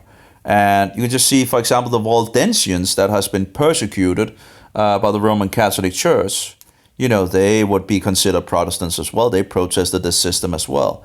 And again, you have had many, many other groups. And who knows how much history we actually have lost or been rewritten by the Roman Catholic Hall institution, or the insane institution. And I remember seeing Dave Hunt, and Dave Hunt made this wonderful video, A Hall Rides the Beast, and also a book and all that. And of course, the Roman Catholics believe that that's anti-Catholic material and all that and bullshit and whatever. But it might be anti-Catholic, but it has a lot of truth in it for sure. But anyway, but he had a debate with a Roman Catholic, and the Roman Catholic tried to, what shall we say, is slander the right word? Slander the Waldensians and tell them that they was just heretics and all that. And Dave Hunt was just went quickly on this, that we had enough sources from the Waldensians that the Roman Catholic hadn't deleted or hadn't burned and hadn't wiped out. So we know enough to know that the Roman Catholic version is bullshit. But even let's just say that the Waldensians were heretics and all that, which of course they were not. But let's just say there were. Is it then okay to annihilate them totally? Is that then okay? Is that the Christian way to do things? To totally just destroy them outright? Send murderers against them to kill them. Is that the Christian way? To kill with the sword of the hand? I don't think so. So again, even when they try to defend things and all that, they end up actually making it, they end up, messing up in some sense, where you can still see that there's, but okay, so let's say they were heretics, okay? So it was okay to murder them, to send soldiers and, criminals against them in regards of murdering these people, You have to be kidding me. And burn their documents, which in regards to the Bible, and, this is a sick system, and anyone going in bed with the whore, They're blinded from seeing beyond that. My family is like that, and I've had discussions with them, and I've literally asked for an argument for Sola Scriptura, and this was what Scott Hahn encountered too, where he asked people for an argument for Sola Scriptura, and there isn't one. When you've been part of a church for decades and you always hear Sola Scriptura, tradition just seems like this super negative thing corrupting Christianity. Well, I would think, just... Okay, how hard can it be to see that the traditions of the Roman Catholic Church is false? Is that really hard to grasp? Apparently it's very hard to grasp. And again, people will defend it, but I'm done with the bullshit. I'm done with bullshitters, and I'm actually also getting tired of listening to her in regards of all the Catholic bullshit in regards to trying to twist things. Because it's bullshit. And I know I'm saying this word a lot of time, but it is bullshit, and thereby it's bullshit. It's bullshit. In regards of traditions, this okay with tradition and Easter, Christmas, Sunday bullshit, and the pagan New Year bullshit, and of course the Roman, Julian, Gregorian, Roman sun calendar and all that, it's not biblical. But that's, whatever, right? And it just seems so obvious that you only go by the Bible. Like, that seems perfect. God inspired the Bible. So as I was converting into Catholicism and talking to people who are Protestant, that's the one thing I encountered, where they will not let go of Sola Scriptura. But when I've had conversations with people and they've been arguing with me about Catholic verses, they're like, no, that's not. The Asian minor congregations didn't want to let go of the biblical standpoint either. So when was that? In regards to the letter of Polygratus to the Roman bishop in Rome, that was in the late 2nd century. And so they were still keeping on to the Bible. You're going to say that they were wrong? It's just incredible. What is this guy? You see, Protestants are interested in those congregations that kept to the Bible and was persecuted by the Roman Catholic Church because of that. Because these people stood on the Bible and would not succumb to Roman traditions. Is it so hard to see that something is terrible wrong with the Roman Catholic Church? If it goes out to murder people just because people don't want to do what they want, do we see something wrong here? When people are standing for the Bible and the Roman Catholic Church, persecutes them, is there something wrong here? Is there something wrong? I think there is. How it's interpreted. I've literally told people before, well then we can't even have a conversation because you're going based upon your interpretation, and I'm saying there are these original interpretations, but they call that tradition and are going to go by the way they've been taught to interpret the Bible. So that's the main reason people will not become Catholic. If you can't give up Sola Scriptura, you're not going to want to read church history. Protestant religion departments are enough. It's bullshit. It's bullshit. You won't read, it's just utter bullshit. That's just utter bullshit. It's bullshit and more bullshit. It's like puking all over, Disgusting, stinking puke all over, So, oh, you're not interested in history. I guess I haven't read, here and there and all that. And I still does still a huge amount of things, but I've read I think a good amount here and there. But I know there's still a lot more out there. But the main things that I'm interested is in regards to the Nazarenes, and of course it's very actually hard to find anything in regards to the Nazarenes because the Roman Catholic Church didn't like anyway. So we have the Nazarenes and we have the congregations in Asia Minor. I really want to read more in regards to that area. And also in regards of what happened in the 4th century, because as I understand it, there was more persecution and killing of Christians from actually so-called Christians than all the centuries together in regards to the persecution of Rome. So I would love to read some more real history that hasn't been, adulterated by Rome. Real history to actually see what actually happened and all that from the 4th century. Because it seems like there was a lot of persecution of so-called Judaizers. Because it's so bad to follow the Bible, I guess, that's so bad. We need to go by traditions of Rome, Oh, give me a break. So this is again, it's nonsense. It's not true. It's utter bullshit, and it's a never-ending stream of puke, stinking puke that these Roman Catholics are putting forward. Other reason people do not become Catholic. So the reason I never looked into it growing up is because both of my parents went to grad school for Christianity and learned all about the Bible. All of my youth ministers, preachers growing up, my professors at college, my campus ministers, they'd all gone to school, learned so much about Christianity, so I just assumed that if Catholicism was obvious, if there was all this evidence for it, they would have become Catholic. I was a religion major for some of my time. Yeah, and because the Roman Catholic is exposed on so many levels, that is the reason why people don't become Roman Catholics. But apparently some are so blind today, so they turned back to the harlot of Revelation, who is drunken by the blood of the saints. You have to be kidding me. Read some history, written by Protestants that haven't been, adulterated by the Roman Catholic system. All the connections in regards of Germany, in regards of World War II, in regards to the Vatican. Hitler was a good Roman Catholic until his, in good standing with the church until his allegable death. Isn't that interesting? But of course, we're not allowed to hear about that because we get censored on so many levels. You wonder why the Roman pagan, version of Jesus, or the solar deity, is on the Nazi flag. And if that is not enough for you, of course, the symbol in the middle, points to the sun as well.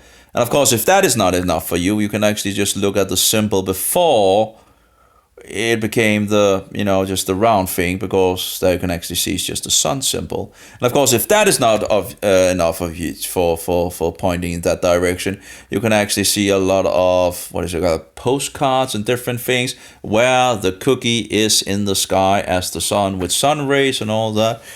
And if that is not enough for you, of course, you can see on all the rest of the symbols that leads back to the Roman Catholic Church. Oh yeah, by the way, the Nazi salute is the Roman salute. You can also see them in regards to taking oath, in regards of the soldiers of Germany, and then look in regards to the oath that the Swiss army are taking to the Pope. It's very close in regards to the thing they do with the hands. It's a little difference, but it's a lot of what is called looks very similar. The Swiss army, I think it was the Swiss, they are just fixing the the fingers more widely than what I've seen the Nazi soldiers do, but still 3 fingers if I remember correctly. And but you can see all those symbols going back to Rome and the Vatican. We see that Nazi Germany made a concordant with the Vatican made a concordant with Germany in 1933.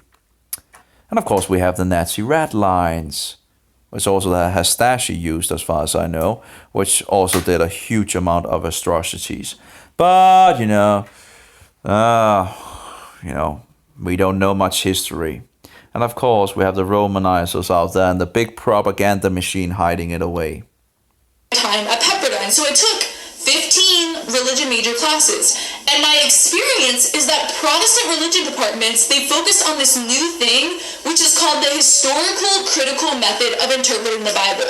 So the way a Catholic seminary would be, they'll learn church history, they'll read the church fathers, they'll read Aquinas, Augustine. In a Protestant department, there's very little focus on church history. When Roman Catholics are pointing out these, things and all that, so there's a lot of documents that we don't have anymore. But that doesn't mean that we cannot find puzzle pieces around in history, and there are puzzle pieces like, we have some of the, we have the prologues of Marcion, for example, very interesting prologues that shows the two gospels were going out in the world. We still have a little of Melito, but sadly we don't have that much. But I would have loved to read Melito. But apparently it seems like the Romanizers hated Melito. And, reading him, I understand why. Because he had too much truth. And apparently he was one of those believing in a 1,000-year realm on this very earth. And of course the Catholic Church, have a problem with that as well. And, calling it like it's a Jewish fairy tale and this and that. And I think that's, if I remember correctly, that's anathemanized in regards of this doctrine. If you believe that, you are anathemanized. So the Roman Catholic Church are full of crap. Pretty much stinking crap. And yeah. But there's a lot of sources from the past that I personally would have been very, very interesting to read from. And sadly, they are not there anymore. They are removed. Who knows? They might be out there and they might be found at some point. But yeah, can't remember all the names and all that. But there are some sources I would have loved to read, and yet I can't. And I think we can thank Rome for that. Choosing what survived and what didn't survive. But again, sometimes, you still have, you just have to have one document surviving, and then in our days it can be scanned and, put on the internet, so. We have maybe 1 or 2 church history classes where with the historical critical method, you learn really in depth on Greek and Hebrew etymology, on Greco-Roman culture, Second Temple period Judaism. So you learn all about the culture of the time rather than learning how 2nd century Christians interpreted the New Testament. Does that make sense? So because you don't want tradition, you don't want church history. So Protestant religion departments literally do not learn church history. And maybe that's not... It's just bullshit. Again, it's bullshit, it's bullshit, it's bullshit. That Protestants have absolutely been interested in history, and we have... But the problem is that a lot of the books have been removed. We have so much history that we do not know anymore because the books have been removed and are not known to people, and the Jesuits and the Roman Catholic Church has been very, very successful at infiltrating society, the churches, the school system, the governments and all that. They have been very, very, very, very, very clever at, pretty much polluting everything and anything. And thereby, we have lost a huge amount of history, real history. And we need to wake up and go back to the truth. And we still have a lot of sources out there. We just need to dig them forward. You see, every Protestant knew who the Antichrist was and is in our days. We just need to go back and look. We need to find those books that have been hidden away and just read them, and we will figure out that every single Protestant who knew who the Antichrist was, and it was the seat and office of the papacy, and they knew it, all of them. And yet we have a lot of things that we have forgotten about, and there's some great historical books as well, written by Protestants. But of course, if it's written by a Protestant, the Roman Catholic will say, "Oh, it's anti-Catholic." That's always the argument that they have so many slick tools to try to get us away from the truth and close our mouth and all that, and arguments, bullshit arguments here and there and all that. But because if a Protestant has written something and it's exposing the Roman Catholic Church, oh, it's just anti-Catholic, it hates speech, and so forward. I don't. I'm insanely tired of Roman Catholics, and I'm not even sure why I'm making this video. I don't even want to waste time on these. But the problem is that this system is deceiving so many people, and a lot of people are falling for the satanic ecumenical movement, returning under the wings of the Antichrist. And that's a problem. And not enough people are actually speaking up about it and against the Roman Catholic bullshit system. And these people, I was a Protestant and now I'm a Catholic because, and this and that, because it's a true church and blah, blah, blah, blah, blah. What all of nonsense, on so many. If people can't see there's anything wrong with the Roman Catholic insane asylum, reading real history, knowing prophecy in regards to biblical prophecy and all that. If people can see there's something wrong with this system, I don't know. I don't know what you can do. It's like incredible. On so many levels, there is so many things that is wrong with that system. And yet people, even the guy that exposed a lot of Nazi history in regards to the connections to the Vatican and all that, he was a Catholic, and he seems to still be a Roman Catholic as far as I know. And how can he gets access? But of course, the Roman Catholics would say no, he never got access to the what is it called, that was called something like a library, but that's another way. It's for the archives. He never got access to the archives, and he's just full of bullshit and all that. He got heat from his own organization, and of course all the propaganda machine came around to save the day of the Roman Catholic bullshit maniac institution and all that. But here we have a Roman Catholic from a university, I think, in England, getting access to these things and finding out things that he didn't want to find. He really didn't, but he kept to the historical facts as far as I can see, and thereby he got a lot of heat, in regards to finding all these connections in regards to the Vatican and in regards of Nazi Germany. And he wrote this book that is called Hitler's Pope, I think it was Hitler's Pope it was called. And yet they try to discredit, he was, he never got access to the archives, and, he's just full of bullshit and all that. They're trying to discount what he, wrote and all that. And you have to be kidding me. But yet even this guy that actually, found out about all these things, and yet he's still a Roman Catholic. How blind do you need to? And he's just like waving off, there's good popes and there's bad popes, really. I would think that all of the popes are bad, So, but anyway, it's, every time they're just like, oh yeah, but there's, bad and good, Antichrist apparently and all that, right? And thereby he stays a Roman Catholic, even with all the persecution from his own system, writing the truth in regards of and discounting him. How blind can you be? If the system is attacking you for just speaking the truth, you wouldn't it make you think a little? Maybe I'm in the wrong place here, Apparently not. I don't know. Hopefully he will turn around. Yeah.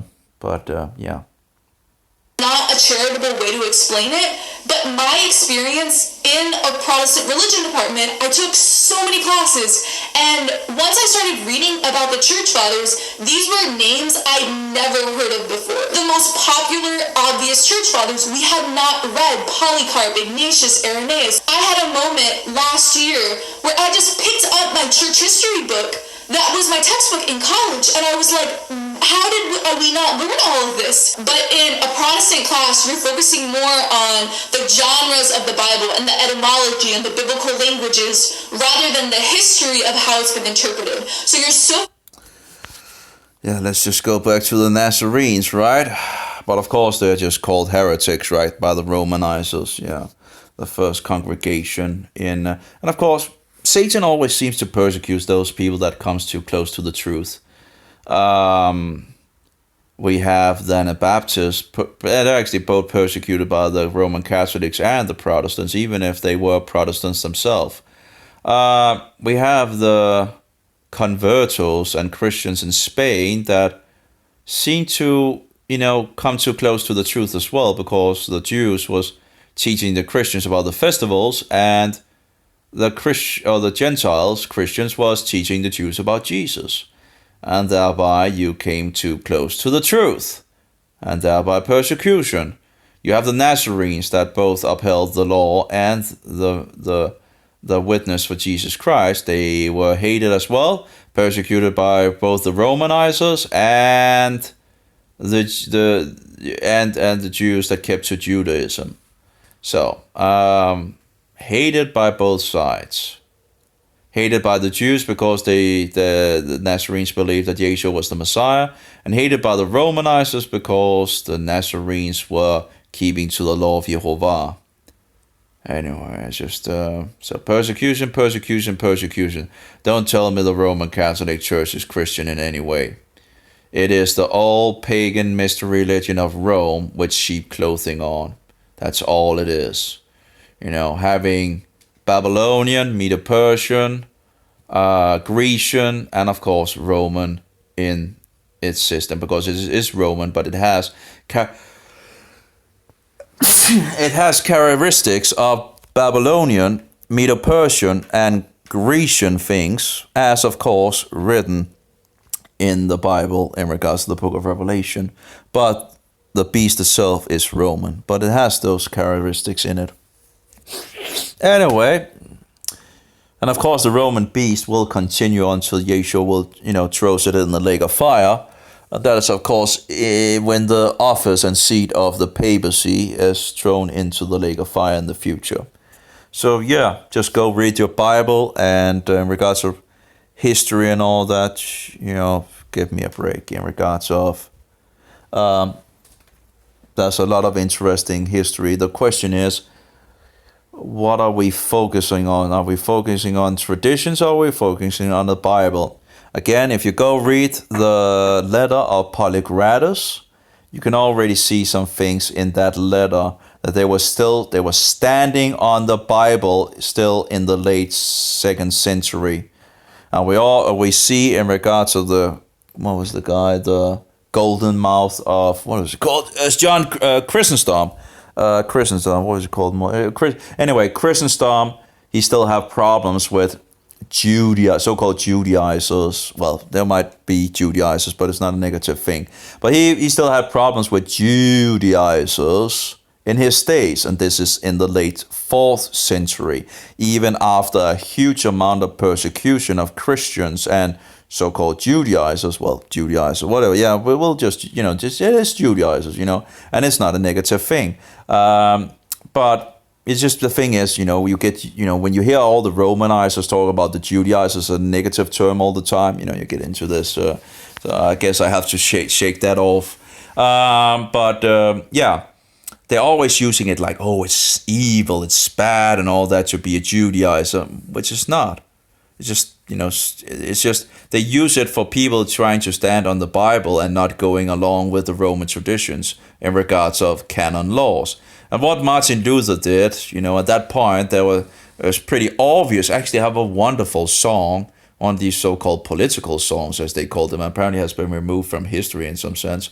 And a lot of other songs might also have been. I'm looking. I know where to look now, but again... But anyway, so and it's a painter from the beginning of the 15th century. I can't remember exactly the year, and he's singing about what the Roman Catholic Church has been doing to them for a long, long, long time. This is like a witness from the times of the, where things was going on, talking about keeping the word away from them, and how the Roman Catholic Church, it's just wonderful. It's a wonderful song. I do think he might get something wrong in regards of going to heaven and all that. But besides that, it's a wonderful song talking about his experience of these Romanizers and how they're attacking the truth, and all that. So yeah, anyway. But I guess that's not important history anyway. I guess apparently. I guess if you're Roman Catholic, you wouldn't see that as important. Roman Catholicism has a way of either absolving something or annihilating it. And of course, the Protestants stood against that. And hopefully, we would be able to get a new revival. Focus on the Bible because of sola scriptura, that you don't interpret the Bible within the history, and there's very little shallow focus on the church history. So if you think about it, if someone grew up Protestant, they can even get like a grad degree, a PhD in Christianity, because they're doing the historical critical method. Anyway, I think I'm done listening to this Catholic. It's just incredible. I'm tired of listening to Roman Catholics and their bullshit. They're full of it. They are full of crap. And it's just the toilet overflows with their crap, And they just continue and continue and continue. And they say things which is absolutely not true. And they just keep on going with it, and twisting things to defend their own wicked system. And of course, if material is exposing the Roman Catholic Church, they just call it anti-Catholic. They call it Catholic bashing. They call it hate speech. There's so many ways, that's just disgusting to see how there are tricks in regards of trying to shut out the mouth of people in regards to the truth. They can't handle the truth because the truth exposes the whole system, and these people are working for the devil. That's these people are children of the devil. That's just how it is. And if they are of Christ, they should get out of their system. If they really, how can you be in a system like that if you are born by the Spirit? How can you continue to commit idolatry with the devil, to worship the devil with these items, these cookies, these images and all that? And they can say whatever they want. Oh, we're not worshiping this and that and all that.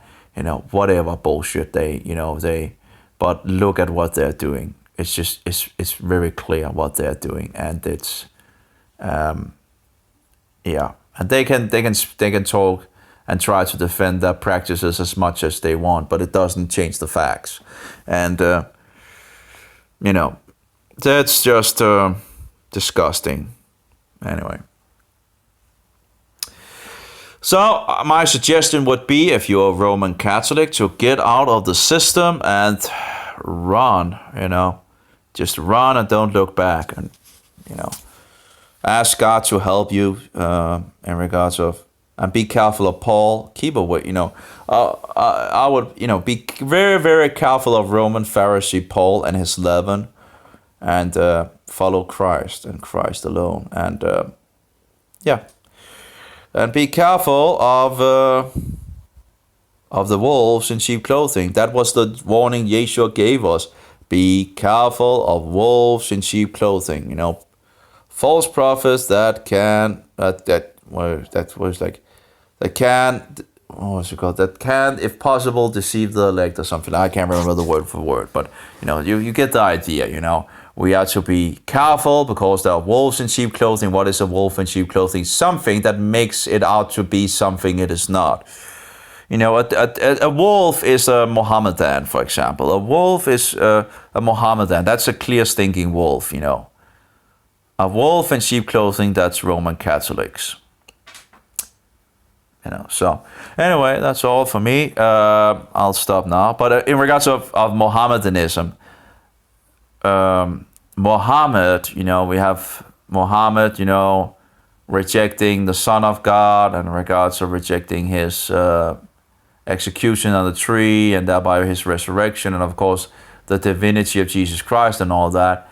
That's clearly a wolf, a false prophet. So all the Mohammedans, 1.8 billion Mohammedans, are just wolves without sheep clothing on. So they shouldn't really be a problem for Christians to figure out in regards of. But Roman Catholics are wolves in sheep clothing. So that is the greater enemy. So anyway, have a good one. Take care, all of you, and just be careful of all that Catholic bullshit. Catholics are the worst cult in the world. This is the greatest enemy for any Christian. That is Roman Catholicism, because it makes it out to be something it is not. So that's, I guess, my warning. They are following the Antichrist, and they are following all the man-made bullshit, and they are twisters of the truth, and and that just goes on and on and on and on. Anyway, may Jehovah be with you, and Yeshua be your most precious pearl, and the Spirit of truth be in us all. Amen. Have a good one. Shalom.